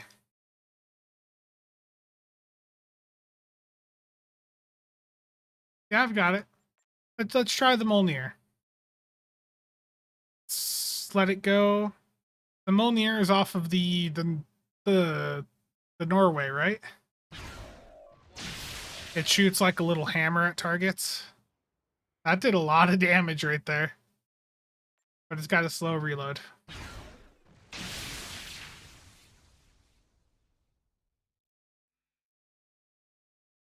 Okay, while that's going, let me get the tabs for it here.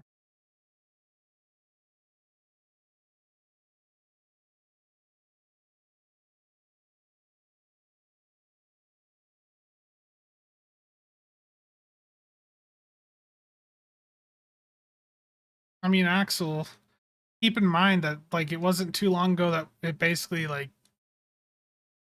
they don't they I don't think they use a parser internally that is in depth enough uh compared to, you know, what us players use.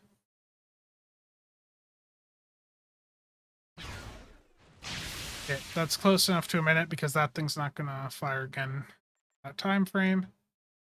So next up,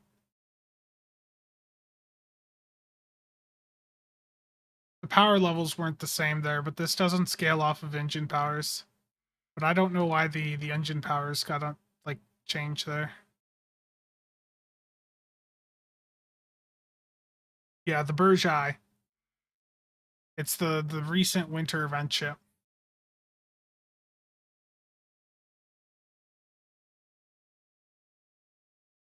Let's take a look at that.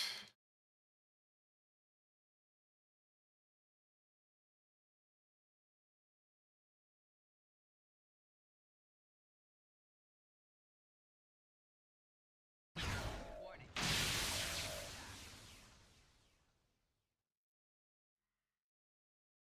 You would hope, Axel, but it's always felt like the experimental weapons just are all over the place. Most of them are balanced towards being fairly useless, but every now and then they give us one that performs decent.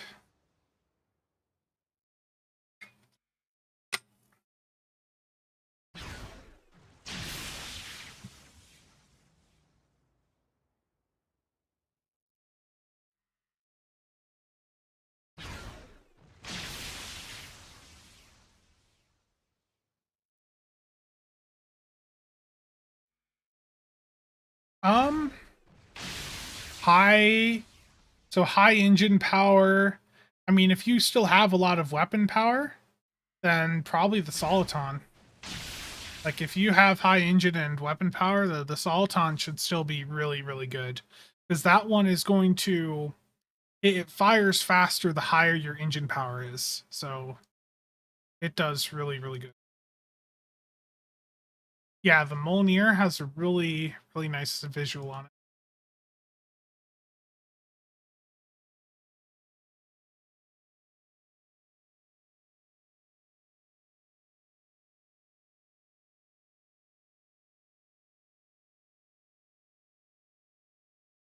I mean, it performed okay, but it's still, you know, it's far behind some of these other ones. The Mjolnir, that is.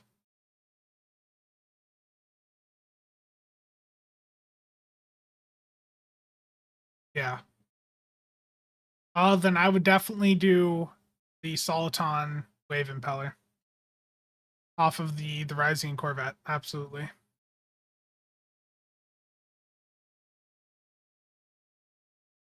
Yeah, so that's something I've always felt is the better a ship looks visually, the worse its stats are going to be. And I always figure it's a way for them to sell both ships. You know, the ships that look good, people are going to buy them for the looks, even if the performance on them isn't that great. But in order for them to sell ships that don't look as good, that's where they put the overpowered stuff on it because then people are going to buy it to get the overpowered gear. Intriguing. How's it going, man?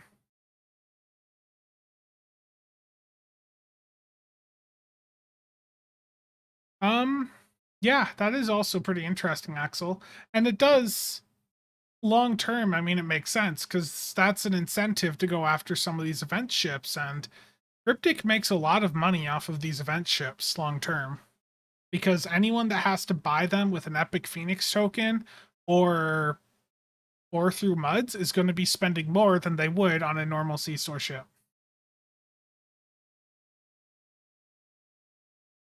For the like the other with low engine power, if it's an AoE environment at all, like I think you said surgical strikes, beam overload, but if there's still, you know, several enemies, then I'd say maybe try the Ravager. The loitering, if your build's phaser based, the loitering may also be something to consider off of the Hydra.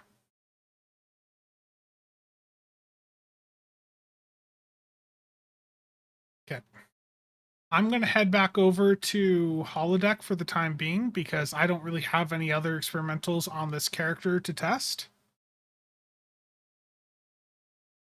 Um, you're right, Formicon. I don't have anything like for a baseline comparison there for like Mark II or Mark 15. Other than the just the default one that I have there. I don't have any experimentals at Mark II. I expected there to already be like a Lobby sale, but now I don't know. I really don't know.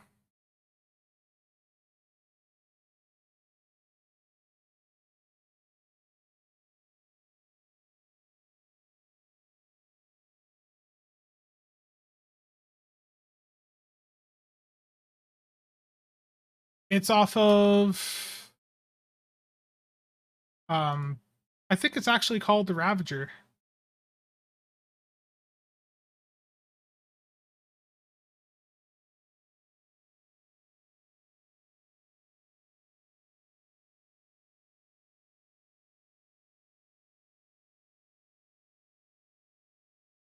Yeah, the Ravager Shriek.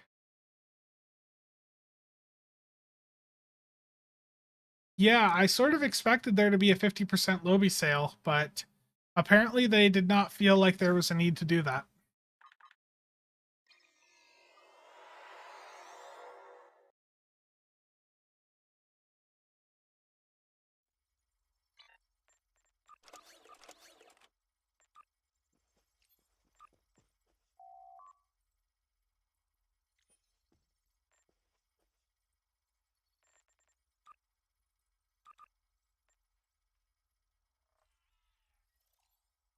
Someone undercut me. Terrible.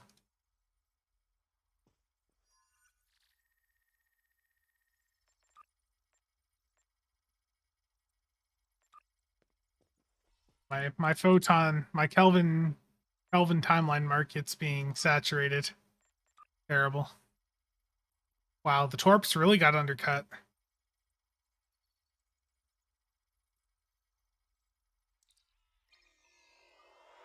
Yeah, I remember that. The mud stuff, I understand why people would be hesitant to buy some things from there after the Rising Corp or the not the Rising Science Vessel consoles got hit. I feel so ignored. What's the name of it? Neutronic Eddies. I understand why people would be hesitant to buy from muds after that.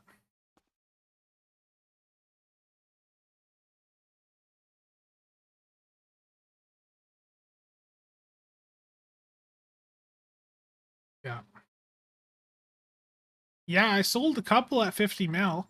But the market finally caught on, and that's an issue with Stowe in general is if you find a part of the market that you could make money off of, you need to just to be blunt about it. If you find something on the market that you can make EC off of, my best advice to you is to shut up and don't tell anyone about it. The moment you tell other people about it, the market will crash because STO does not have enough activities or enough player activity to warrant a ton of people messing with most market segments. Like if you have a specific DOF that you could farm that nobody else seems to be farming and you can get a ton of VC from it, that's something you need to take advantage of and don't tell other people.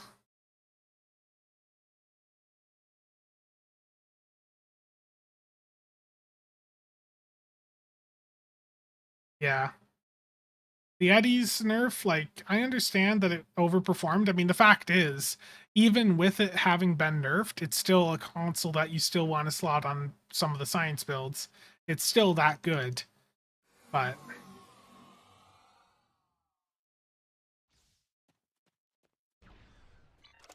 definitely, like, I understand why they did it, but it still sucks. And the lack of communication about it just, is the big issue.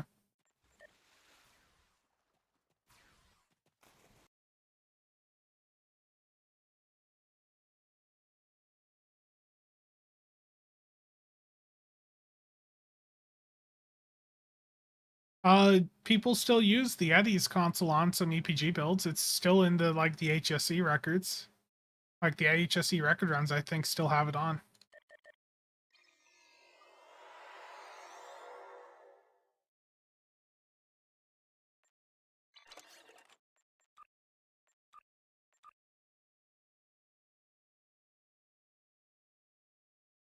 I think that was just the mindset that some of the former devs had, and hopefully now that new people are taking the lead on some of the system stuff, we don't see that moving forward.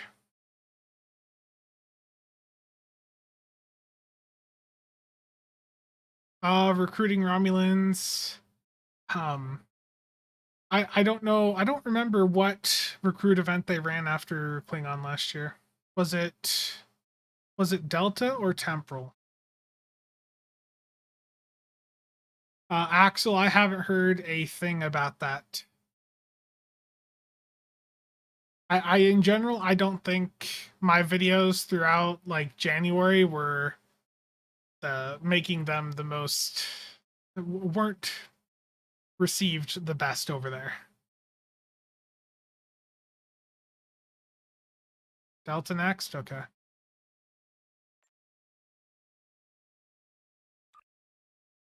Gamma then Delta, okay.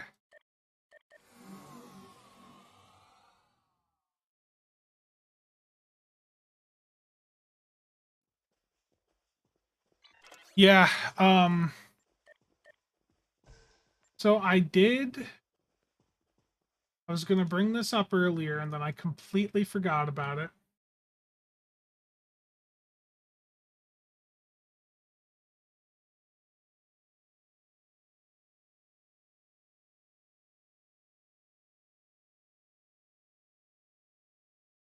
I did enjoy looking through the 10 Forward Weekly this week and seeing people try to brush off um, Starbase 1 being a cause of the issue on the Dilex.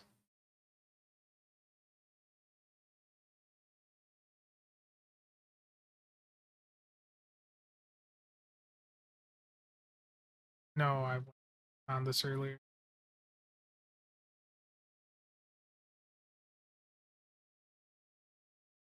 But anyways, the reason I went through and did that set of polls going over how much people had engaged with the contribute DIL instead of DOFs on your fleet holdings is because I saw this set of comments in the 10 Forward Weekly breakdown on Reddit, and they were saying that Starbase One, wasn't the main issue.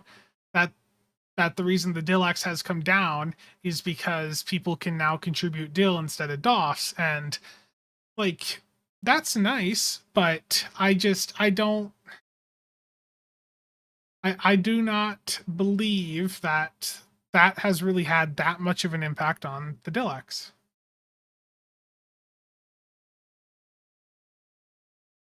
Do a stream giveaway already? Okay.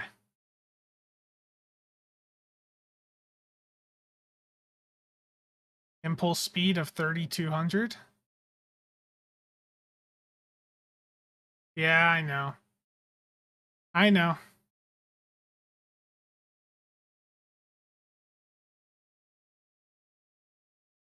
Okay. We've got some items for giveaways here. Let me go to the bank here. There's enough room in this inventory.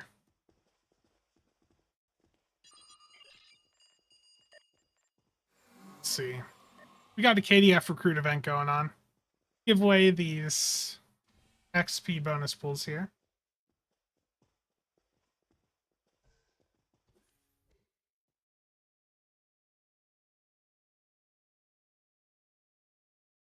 And this is courtesy of that Scots guy.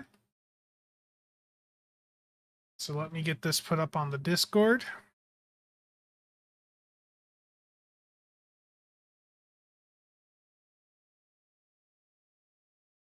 Let's do... I'll leave this up for 2 days. There will be 5 winners, and we're going to do this on my Discord and the Builds Discord. So, what were these again? These are the 25s.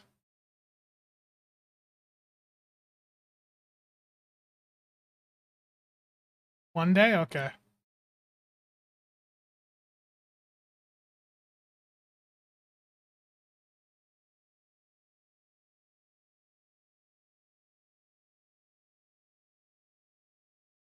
Let me make sure I've got the name right.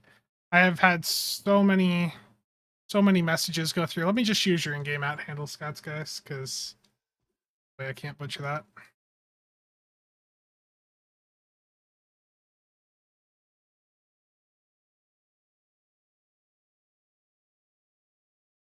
Let's go one day. Here we go. 5 winners, and this is set for one day. So let's copy that over to the Builds Discord. Well, there will be another giveaway just like that running for a little bit longer.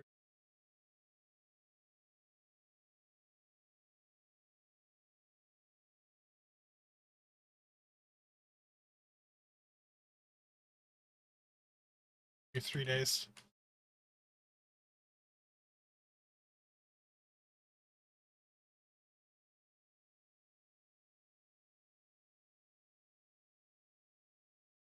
Okay. So there's a couple new giveaways going on now for some XP bonus pools. And the one on my Discord will be running for one day. The one on the Builds Discord will be running for 3 days. These are courtesy of that Scots guy or your Yoshi. Ray, how's it going?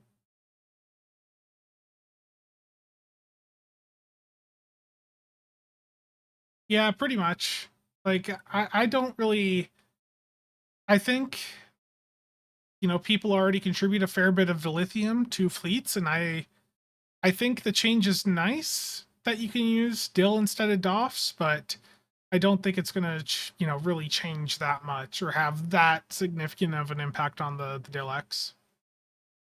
A reminder too, if you're on the Builds Discord and you enter for the Borg Juggernaut giveaway, if you want to make sure that you are eligible for that, you do need to say something in any of the chat channels in that Discord.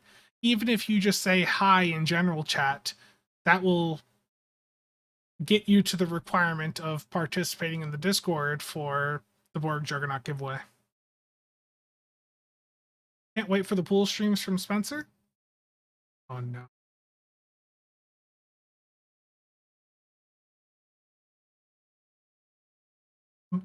My Discord doesn't have that requirement, but the Builds Discord does moving forward. You have to have said at least one thing in the Discord prior to the giveaway being drawn in order to qualify for a prize.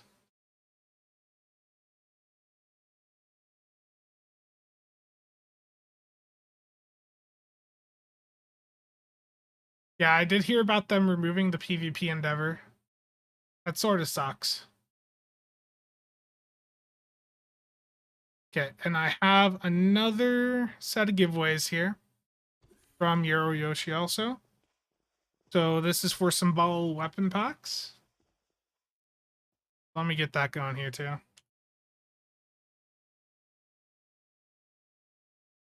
This one's going to be for those of you on the ball here. We're going to have this going for 3 minutes.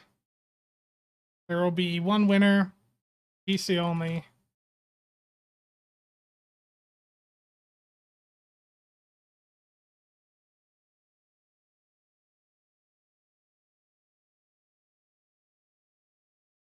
I just had your at handle in front of me, and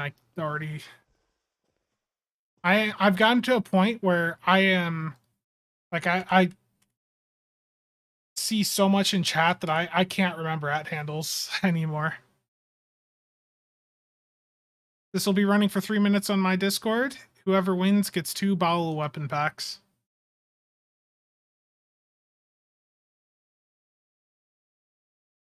Why not apply the same thing in your server? I might do that, Warp Core, the next time I do like a ship giveaway.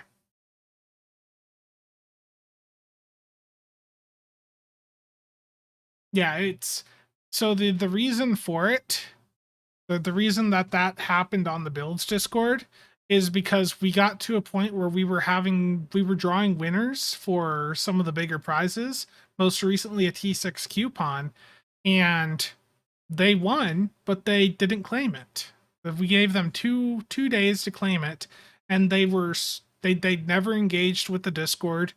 They never said, a single thing, and they very blatantly had the server muted because they just never responded to claim it.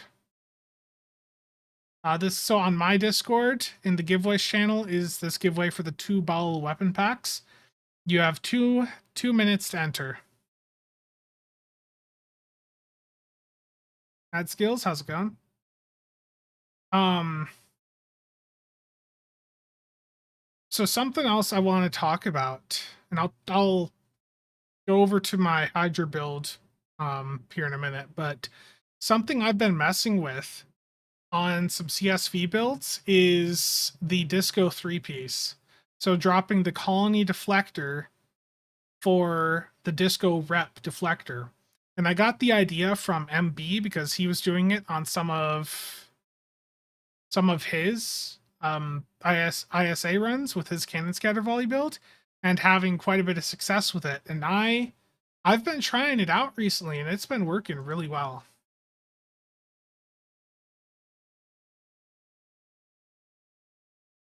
Not everyone lives on Discord though. No, but I expect that if someone enters a giveaway on Discord, that they would probably, hopefully, just try to check the Discord around the time that giveaway ends. Um, like I would just hope for a little bit more engagement.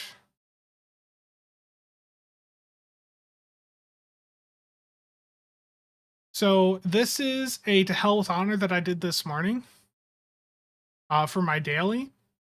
The Disco 3-piece did over half of my damage.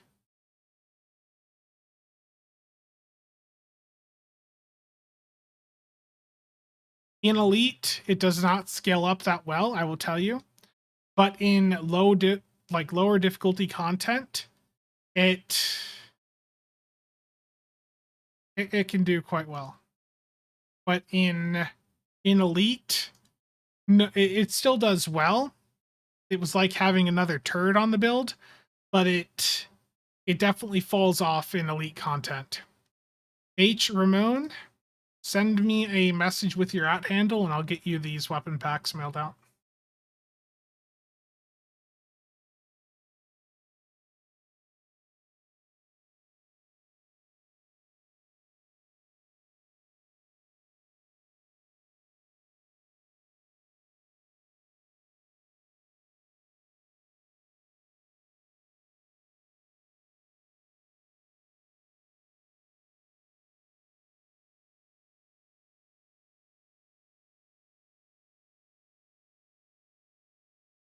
Yeah, I'll take a look at that 3-piece here in a minute. That's exactly the same.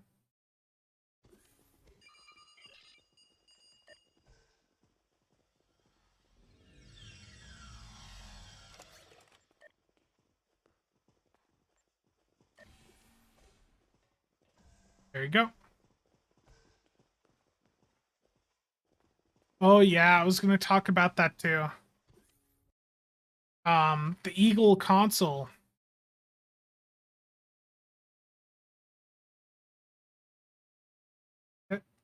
H Ramon, that is sent out to you. The Eagle console is extremely overpowered right now, and I still fully expect the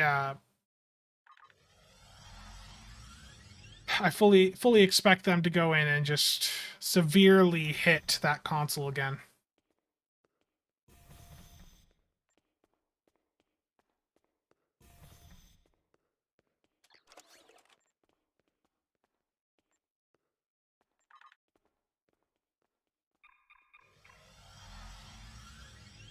Yeah.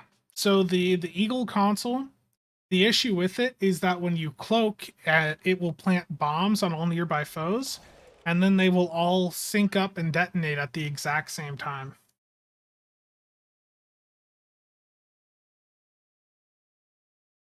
I have a clip of this that I uploaded the other day. Let me find it.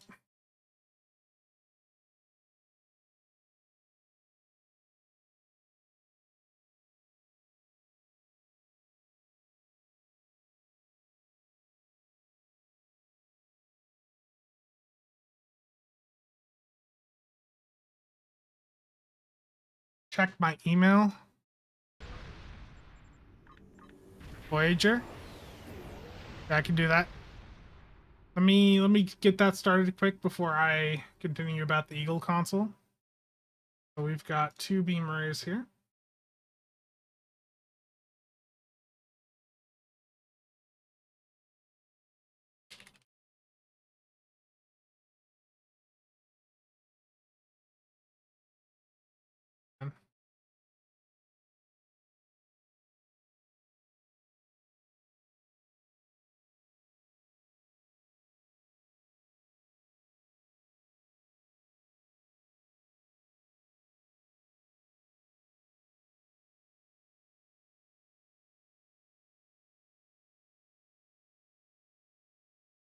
Okay. Voyager, putting that up now. Over on my Discord in the giveaways channel, I've got another giveaway up here, courtesy of Voyager, for those 2 Fed Phaser beam arrays. So if you want in, that will be up for the next 5 minutes. One winner will get both of them.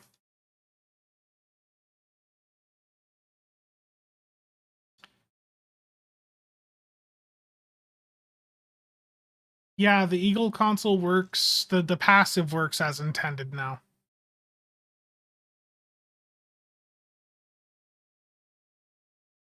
Okay, so let me go over the Eagle console clicky.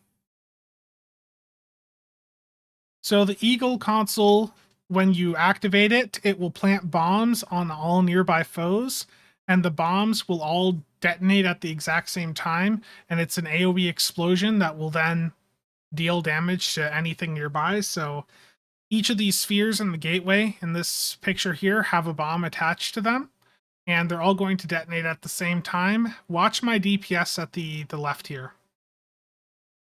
And I need to make sure that that is overlays off for a minute.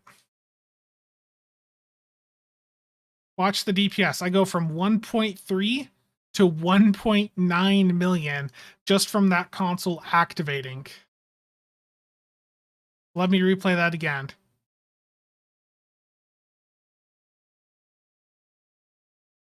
That's all the bombs going off at the exact same time. Now, the issue is that the Eagle console is scaling based off of your aux power and EPG skill. So it can scale extremely high.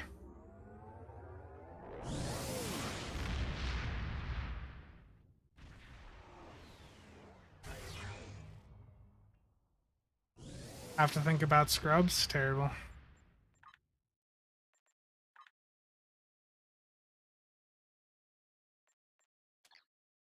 You could do it at the start, but the issue with the Eagle console, and let me grab it quick so I can show it to you.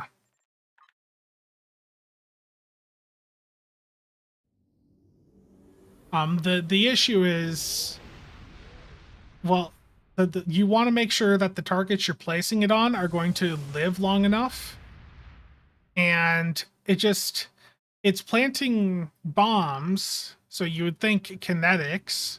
You would think it'd be boosted by projectiles, not EPG, because it's dealing kinetic damage. It's planting a bomb on the target. It doesn't seem quite right that it scales with aux power and with EPG there like that. The scaling from it can really be quite severe, and hello Mixed. Let me grab this from the DPS Discord.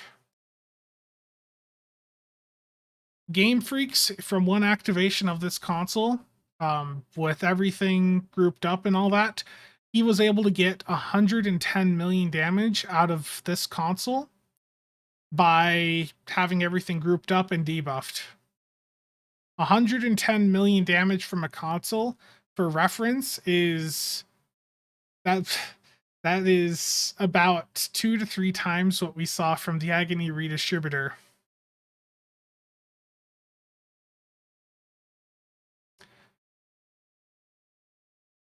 Dear Peter, love the O game videos. Yeah, hopefully I'll be doing some more O game stuff here again soon. So let me take a minute to talk about that. As you probably saw in my last video, I was a little bit annoyed at the merge that I was forced into, and I have not really done much in O game since that merge because I'm trying to get my account over into vacation, or over into the graveyard server. Let me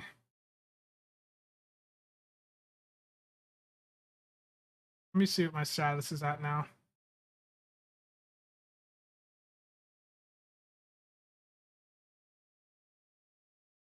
Yeah, so it looks like I just got put into the plus 28 day vacation mode a day or so back. So in about a month I'll probably start doing some O game stuff again once I'm over at the graveyard server. Yeah. Is Beam Overload better than CSV? Kim, I feel like that is a very much a troll comment.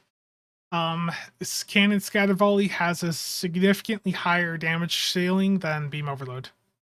Scatter Volley is an AoE firing mode. Beam Overload is single target. But yeah, I would say most certainly that at some point they are going to realize that the damage from the Eagle console is way too much, and I feel like they are most certainly going to hit it. Old Boy 87, send me a message. I think I actually have your @ handle already. Let me message. Oh no, is your @ handle the exact same?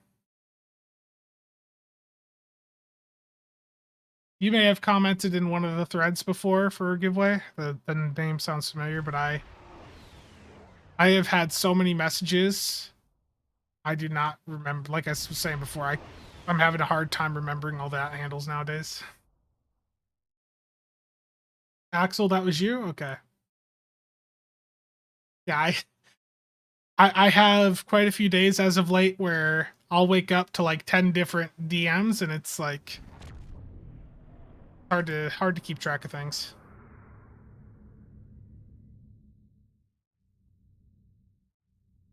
I don't know about the cursor, Elijah. I don't know about that.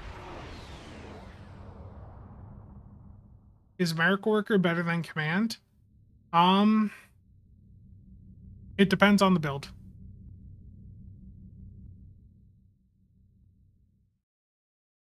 Yeah, I knew I had your @ handle. Okay.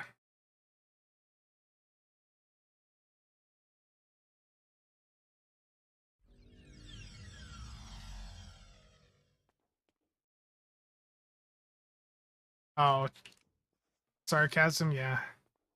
I'm missing things like that right now. I'm getting tired. I woke up at 2 a.m. My sleep schedule is slowly getting back on track.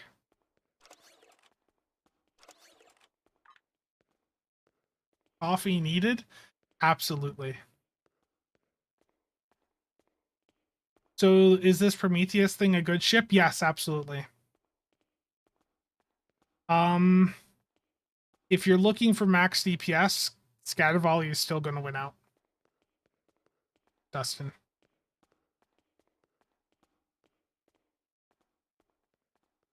But yeah, the Prometheus is a good ship. The Hydra is definitely a ship that you're going to see listed as like one of the C-source ships to get in the future, I imagine.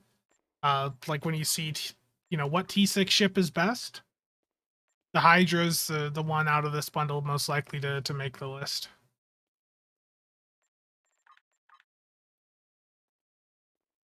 Yeah.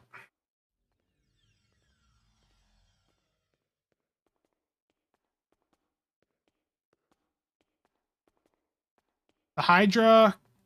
So the Hydra, I've been running it as a cannon scatter volley ship.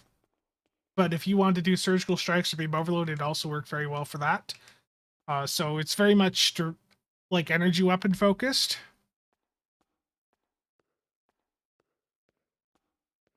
Yeah. CSV wins out quite a bit. What is my highest single target DPS build for energy weapons? That's probably my Temporal D7. Because that's beam overload with recursive with OSS. That just is really, really potent.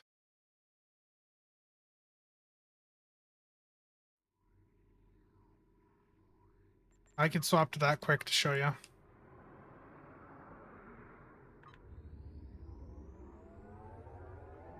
And yeah, the Stow Better folks have done a breakdown on the weapon firing modes.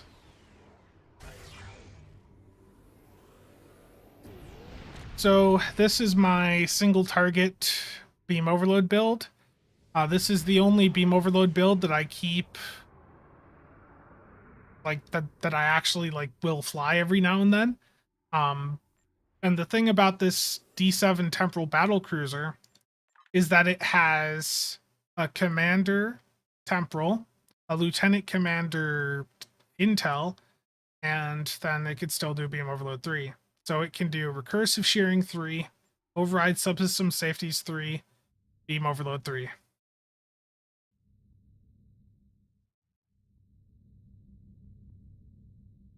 What is better, beam overload, surgical strikes, or reroute reserves?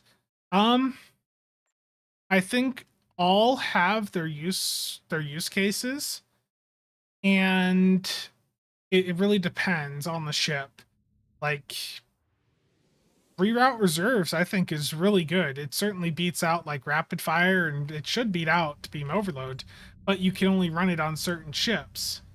And you look at beam overload, that's really flexible. A bunch of ships can run it.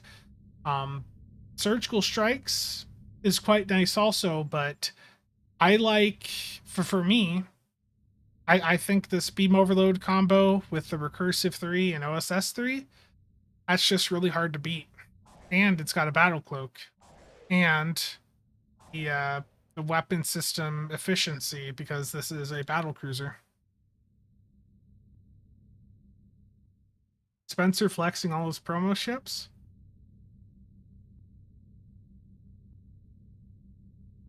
Yeah, I generally I'll catch up on the other messages here, but yeah, after about 50 to 60% crit chance in my stats window, I usually focus on crit severity. How do I get rid of engine trails? I have a video up on the channel going over it. It's a mod that you can get on Nexus. Let me get the link for that. The video I put out, I think, back in December. Was it sooner? That was when the Norway came out. Mods website. You will have. Okay, like, where's my chat at?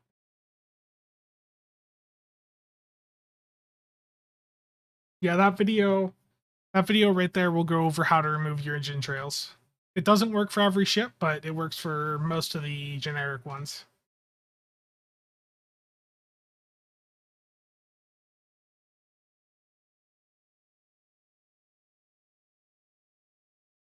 So the Eagle console should be working fine when it comes to the torpedo cooldown now. I think that the Eagle console is most certainly going to replace Feral Fluid as the torp cooldown console that you slot on your build, but it's hard. I don't want to necessarily recommend it too much long term, because who knows how that console will be after they hit the clicky on it, you know? Stewie bot, terrible. Does crafted over scale with beam overload? Not really. I think the beam overload procs that you get from that, they don't go off until after your current firing mode has ended. So if you use over beams with like Thaw, you're not going to get any of the overload procs that happened or that you got during the first half of the fire at will. Skill X at 4.4 mil. So that's also why I didn't really cover over that much over the overmod that much in that video I did, because over just really isn't that great of a modifier.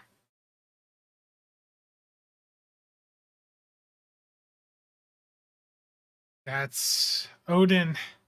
Odin still does quite a bit on YouTube. I think he's posting videos of like some night stuff nowadays that he's doing. It's pretty neat.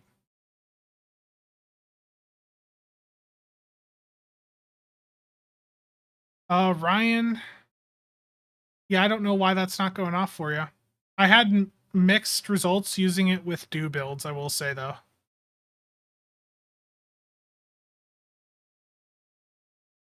Um, what fire mode would I recommend for a pilot with full throttle flying? I usually, in that case, would do like beam overload, surgical strikes, reroute, single target, beam arrays would probably be the way to go. What's wrong with engine trails? Some people just don't like the visuals. Basically Axle, yeah. If you have the Eagle console, you really don't need to run ferrofluid anymore. Martin, how's it going, man? Oh no. I don't think I'm getting the numbers Amaranth is getting.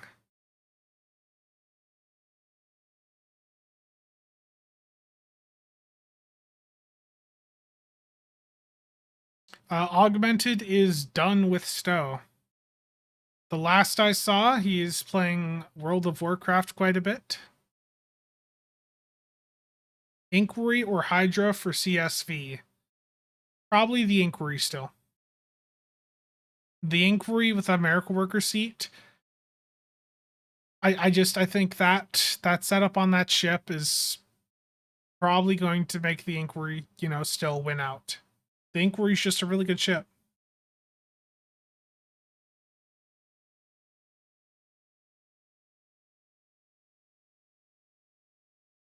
And I don't remember if the over modifier is the current version of beam overload or the old one. Something you have to keep in mind with any of the beam overload stuff. Beam overload has changed like half a dozen times throughout the life of STO. Back when I was first getting started in the game, beam overload was basically buffing a single shot every 10 seconds, every 10-15 seconds, like one shot. One. So it would do one overload shot and then that was it. That is why beam overload was so terrible for the first couple of years of the game. And then they slowly went through and buffed it up over and over again. So something I've done recently when it comes to server performance, I did turn the what is it? In the options here, I have it set to use the US gameplay proxy, and that has helped me a little bit with some of the server issues I've been having recently.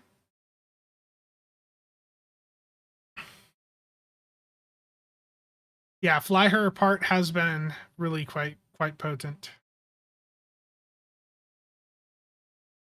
That's good, Axel. It's the old version, okay, so. Are the embassy consoles still good? No. Nope.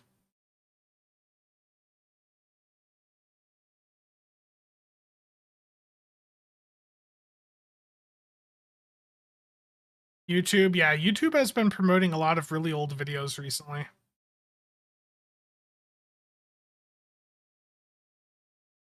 And also with the mod to remove engine trails, it doesn't affect all ships. Like there are some alien ships that will still have their engine trails. Like I think the courier.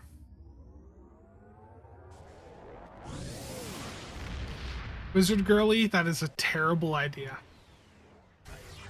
Inquiry or Vaudouar Juggernaut for CSV. Vaudouar Juggernaut should still win out. Vaudouar Juggernaut is a full tack heavy ship and should have the punch. If I only had one T6 lockbox as a new player, what ship would I pick? Oh.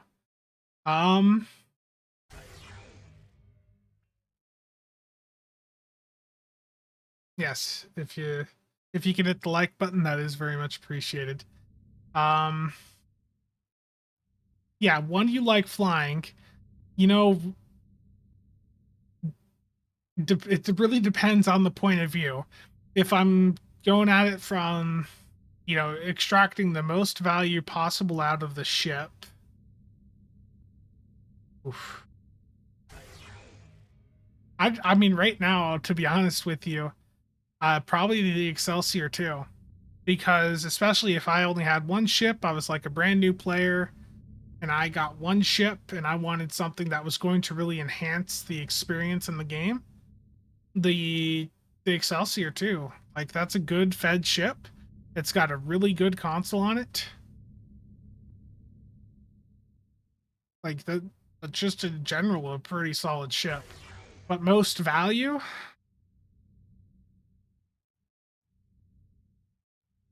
oof, 96 or 95. I was born in 1996.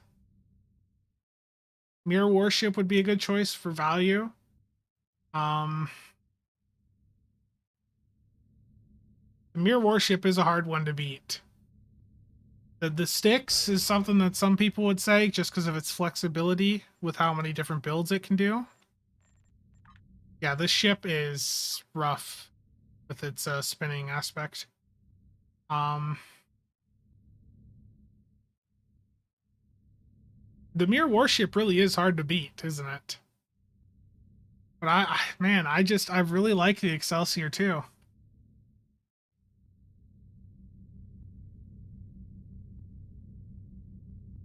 Yeah, then if most value for general gameplay and builds, I don't think you can beat the Mirror Warship. Because the Mirror Warship is a really solid ship itself for energy weapons, and it's also got one of the best starship traits in the game.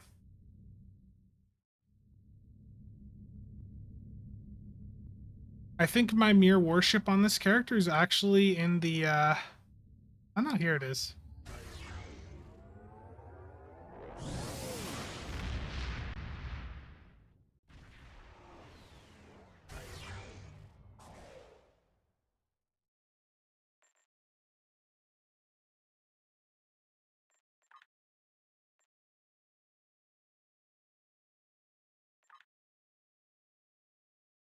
What the hell is this build on this thing? What is this? This is garbage.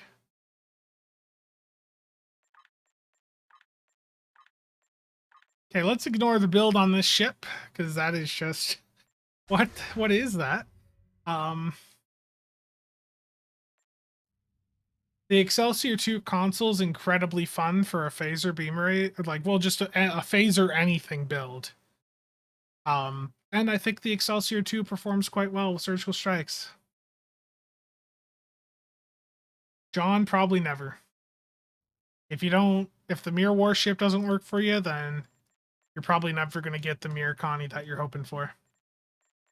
But the ship, or the trade-off of this ship is Terran Goodbye, which is up to 15% crit chance. So, really impactful trait. And the ship itself is very, very flexible. It's got 2 commanders, a lieutenant commander intel seat. Just a really solid ship overall for energy weapons. And for some reason, I have a Tort build on it.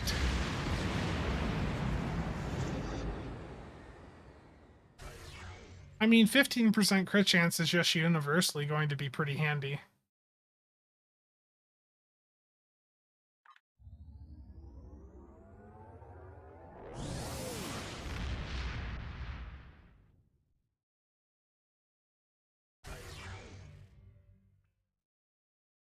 But the Excelsior too. I just had a lot of fun with the ship. It was a very immersive Federation cruiser. Very, very immersive.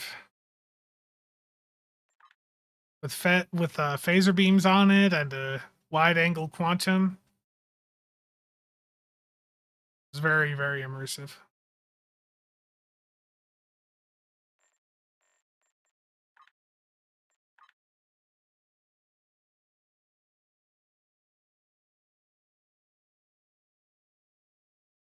Nice, Steven. Yeah, I do want to set up the monitor at some point. Um, I don't know when I'll get around to that exactly, but I think there are ways to build out the monitor that it should be quite capable.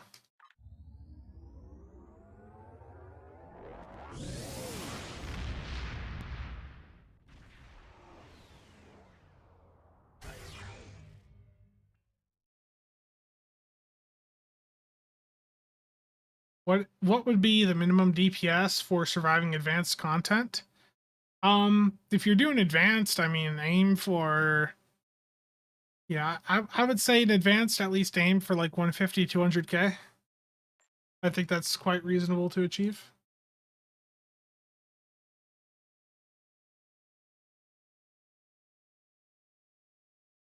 Triz, you got it to work? Let me check Plex. Are you the reason that my computer was not rendering all the frames?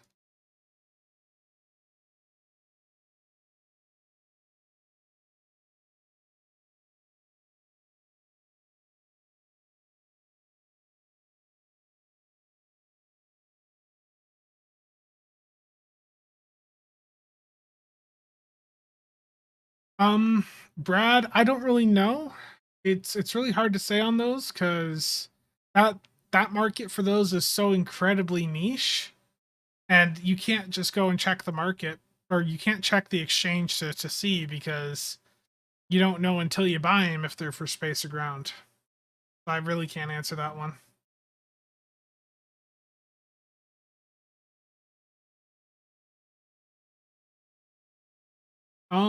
I have not looked at the compiler yet, to be honest with you. This month has been really messed up with me trying to get somewhat back on a normal sleep schedule and just being busy with real life stuff. I have not gotten a lot of stow stuff done that I want to get done this month.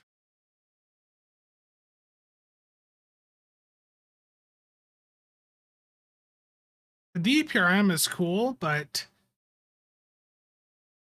I'll be honest, the DPRM's a little bit overhyped. Nimitz, thank you for stopping by. Have a nice day.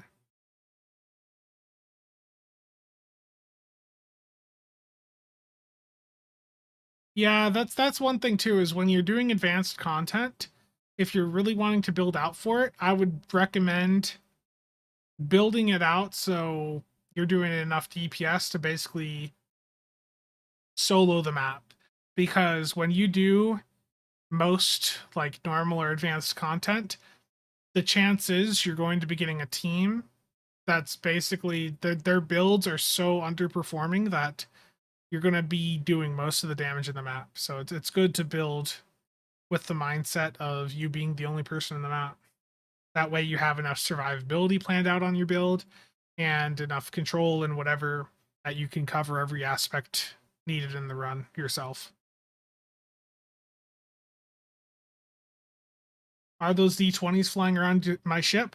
No, these are these are the pets off of the Vengeance. Voyager here is in a Vengeance, and these things are the little Kelvin timeline assault drones. They shoot little Kelvin phasers out of their ship and like some torpedoes, and then they like ram the target and explode.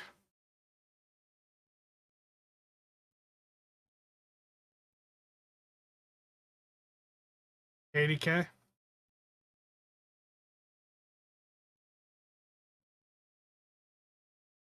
Pigeonsy. The Vengeance is a really neat ship. It's a ship that at some point this year, I'll probably mess around with again. I don't know. There's so many different ships that I need to play around with again, get like some content done for, but I'm not going to commit to a specific time frame on any videos for the near future. As soon as I say I'm going to have a video out by X date, the video doesn't happen. The Vengeance, it's certainly not for everyone, but that was the Vengeance when that ship came out. That was the ship to have. Like that was the big for a long time. That was the biggest release this game had was the Vengeance, especially being in the Lobby store. That was a really good seller. It's still a very good ship.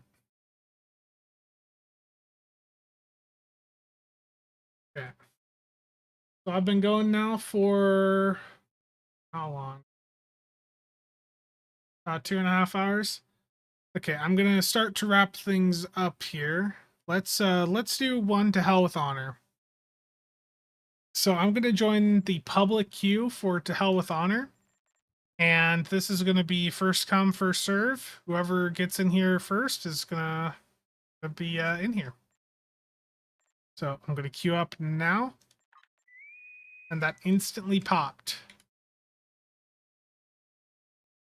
Let's see how the Hydra does in there. I don't know how many of you got in there, but it just instantly went off. Yeah, the Vengeance initially was much larger.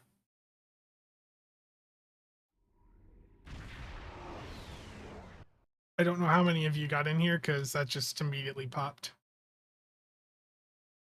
Our loyal allies, heed my call to battle. This is the Kobayashi Maru.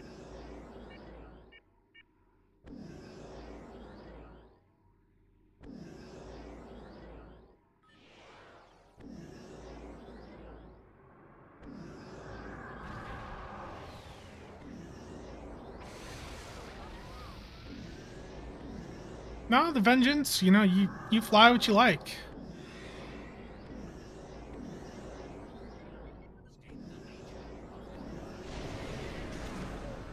Go to Siganapa.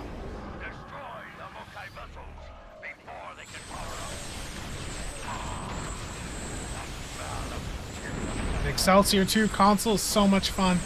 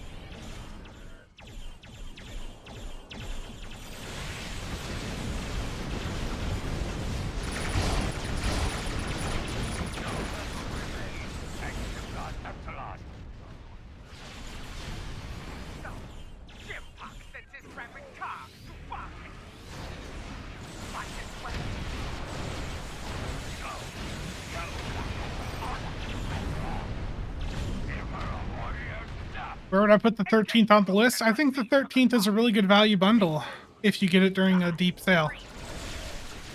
Like, this is going to be one of the better bundles to get moving forward because it's a lot of value, a lot of different play styles covered by the ships in it.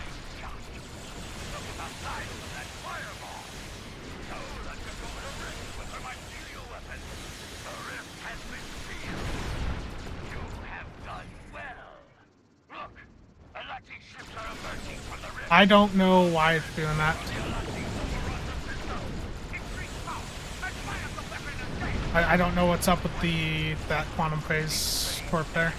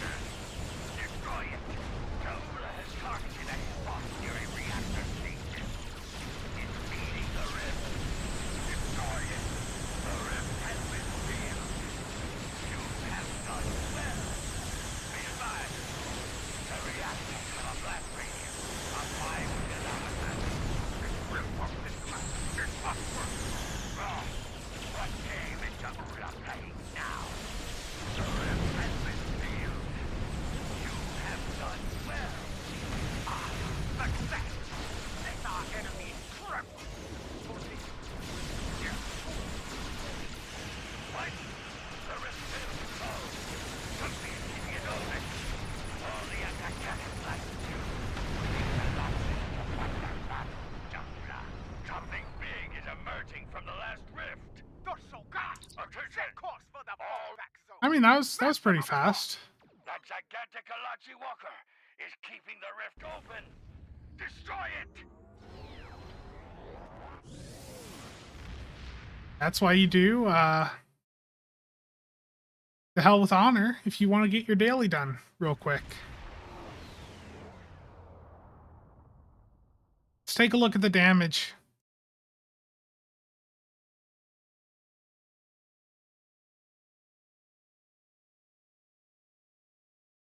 So Mycelial Lightning again, the Disco 3-piece did 151k damage. In one that took 20 minutes? That's rough. If you have an AoE DPS build, like you can get through it really fast.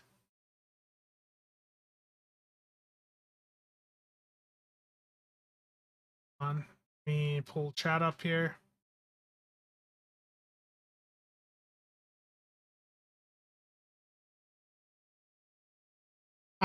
Voltic, I have not tested that yet.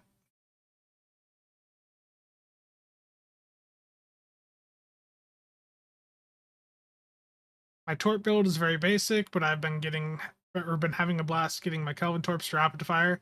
Yeah, the Kelvin Torps don't do the most damage, but they are super fun.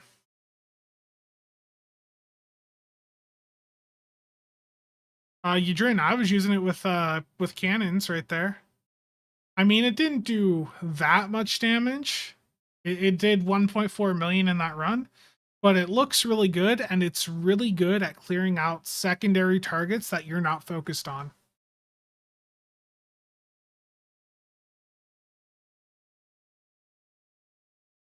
Yeah, if you have the Vulcan Scout ship, which is a promo ship, it's also available in that Into Darkness Muds bundle.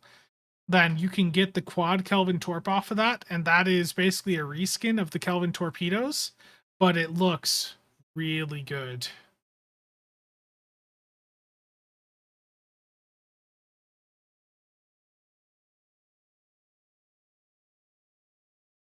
Put the Vengeance in Picard, that'd be great.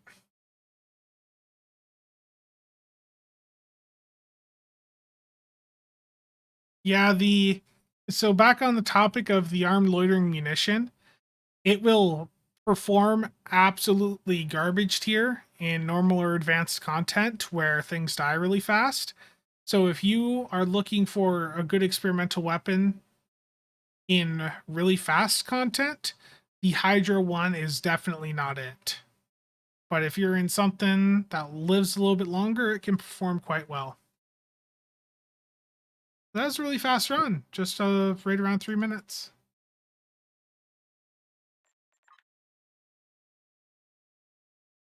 Yeah.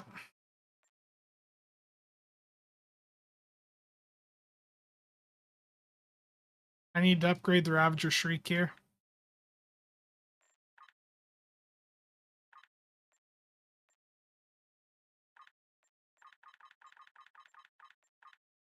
Absolutely.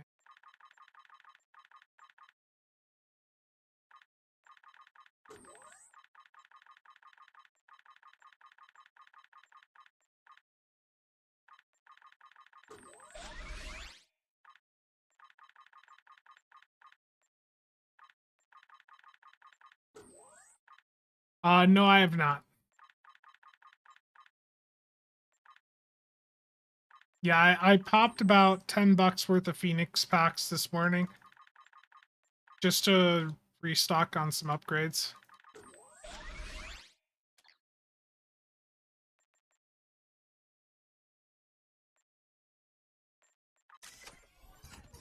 I need salvage.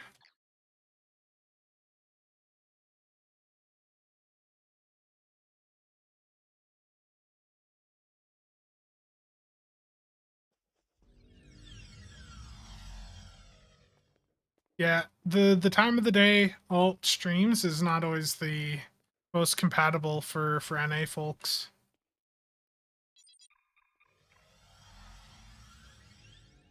Buy salvage with the lithium? Absolutely. That would be amazing.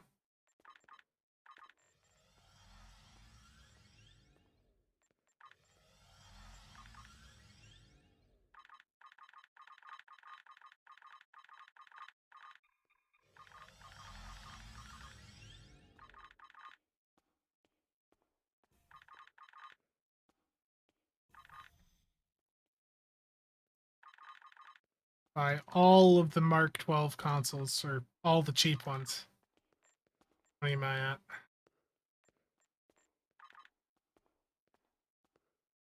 Elijah, I appreciate the offer. I I will probably grab one in the future. Um, it's definitely a ship with the pilot revamp that I do want to mess around with. It looks fun for with the changes they've made now.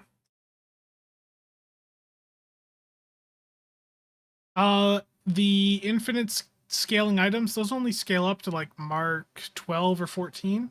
I think most stuff is still set to scale to like actually like Mark 10 to 12 is where most stuff will scale, but I think there was something new that came out that scaled all the way up to like Mark 14. Run one patrol and grab the loot. Yeah, definitely do that, but I'm lazy and this is easy. Teach us how to grief PvP. I am not really someone qualified right now to really comment on PvP. I have been out of the PvP game in STO for a very long time.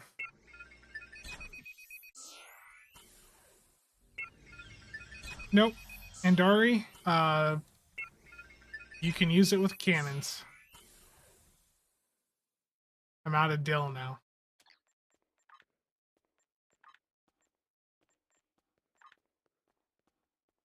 Let's contribute to the dill X a little bit. I'll upgrade this and then I'll rip open some Phoenix packs.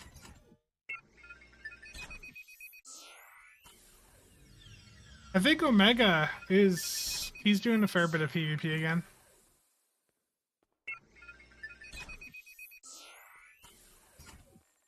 And now it's a salvage that I'm once again out of.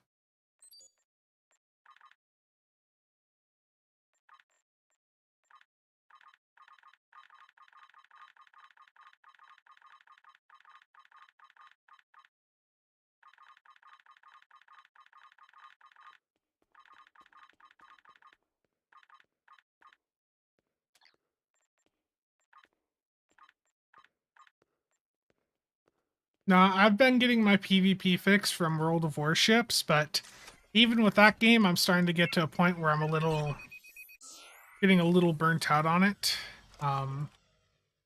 Just gaming in general. I haven't really, to be honest with you, I haven't really been playing too many games in general the past couple of weeks. Just not really been feeling it.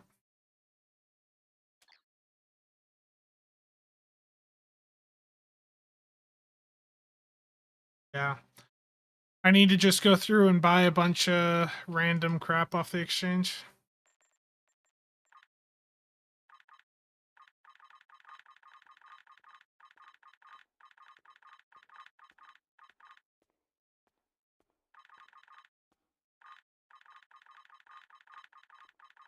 Nice thing is it's not that expensive to go through and buy a bunch of this random like Mark 12, a bunch of the random Mark 12 consoles. Like it's not that expensive.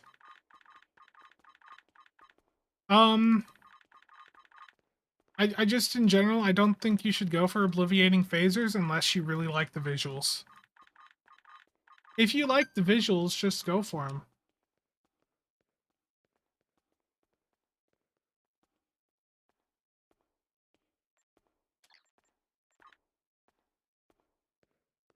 I would say Brett would be much more qualified to do anything like that.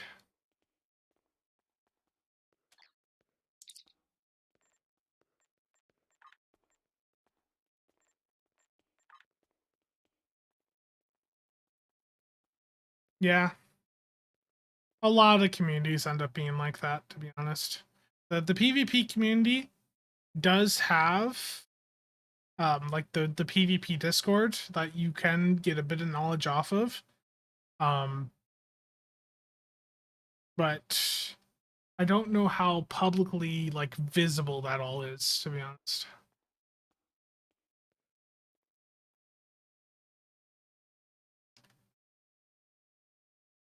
Yeah, I mean, making EC on the exchange, if you have a bunch of random loot, That's definitely one route.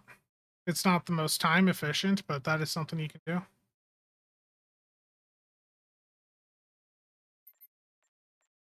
Okay. I'm gonna wrap things up for today. Um, I'll be doing another stream this Saturday, probably about the same time. And I don't know what the theme Saturday will be exactly, but I'll probably be building out a ship of some sort. No TFO. Um, we'll do some ISCs this Saturday, but right now I'm gonna step away from the computer for a little bit and then take a look at Reddit and see what all is going.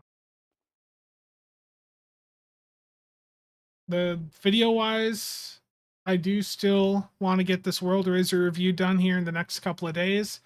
I don't know what day exactly that'll be out, but once the World Razor's done, I'll probably shift over and get a Hydra review done. And I might also do a build video for the Hydra, because there's a lot of demand for that. I will tell you, it's not going to be. I saw Stu put out a video for like a high-end DPS Hydra build, and my build does differ a little bit, but it's, once you see one build type or like one build for a specific type, you've pretty much seen them all. So it's probably going to have a lot of them similar to what he put out. I haven't like watched his entire video, just glimpsed at it, but like I think he's already covered a lot of the basics there with that, but I'll still give my take on it. Do a theme build. What ways to support? If you want a channel membership, that's always, that always helps me out. There's Patreon I do have, but I don't really use that much anymore. So channel memberships are probably the most direct and easy route, to be honest. And there's different tiers. Like if you want to have like a one-on-one, like just sit down, talk about your build and stuff like that, I have a tier for that. And if you do go for that one-on-one plan, and you want to actually chat about your build, then reach out to me, because I can't reach out to you through Discord or through YouTube to like get in touch with you. So just make sure to reach out on like Discord or in game if you do the one-on-one membership. Gonna be it for today. Thank you all for stopping by. See you guys next time.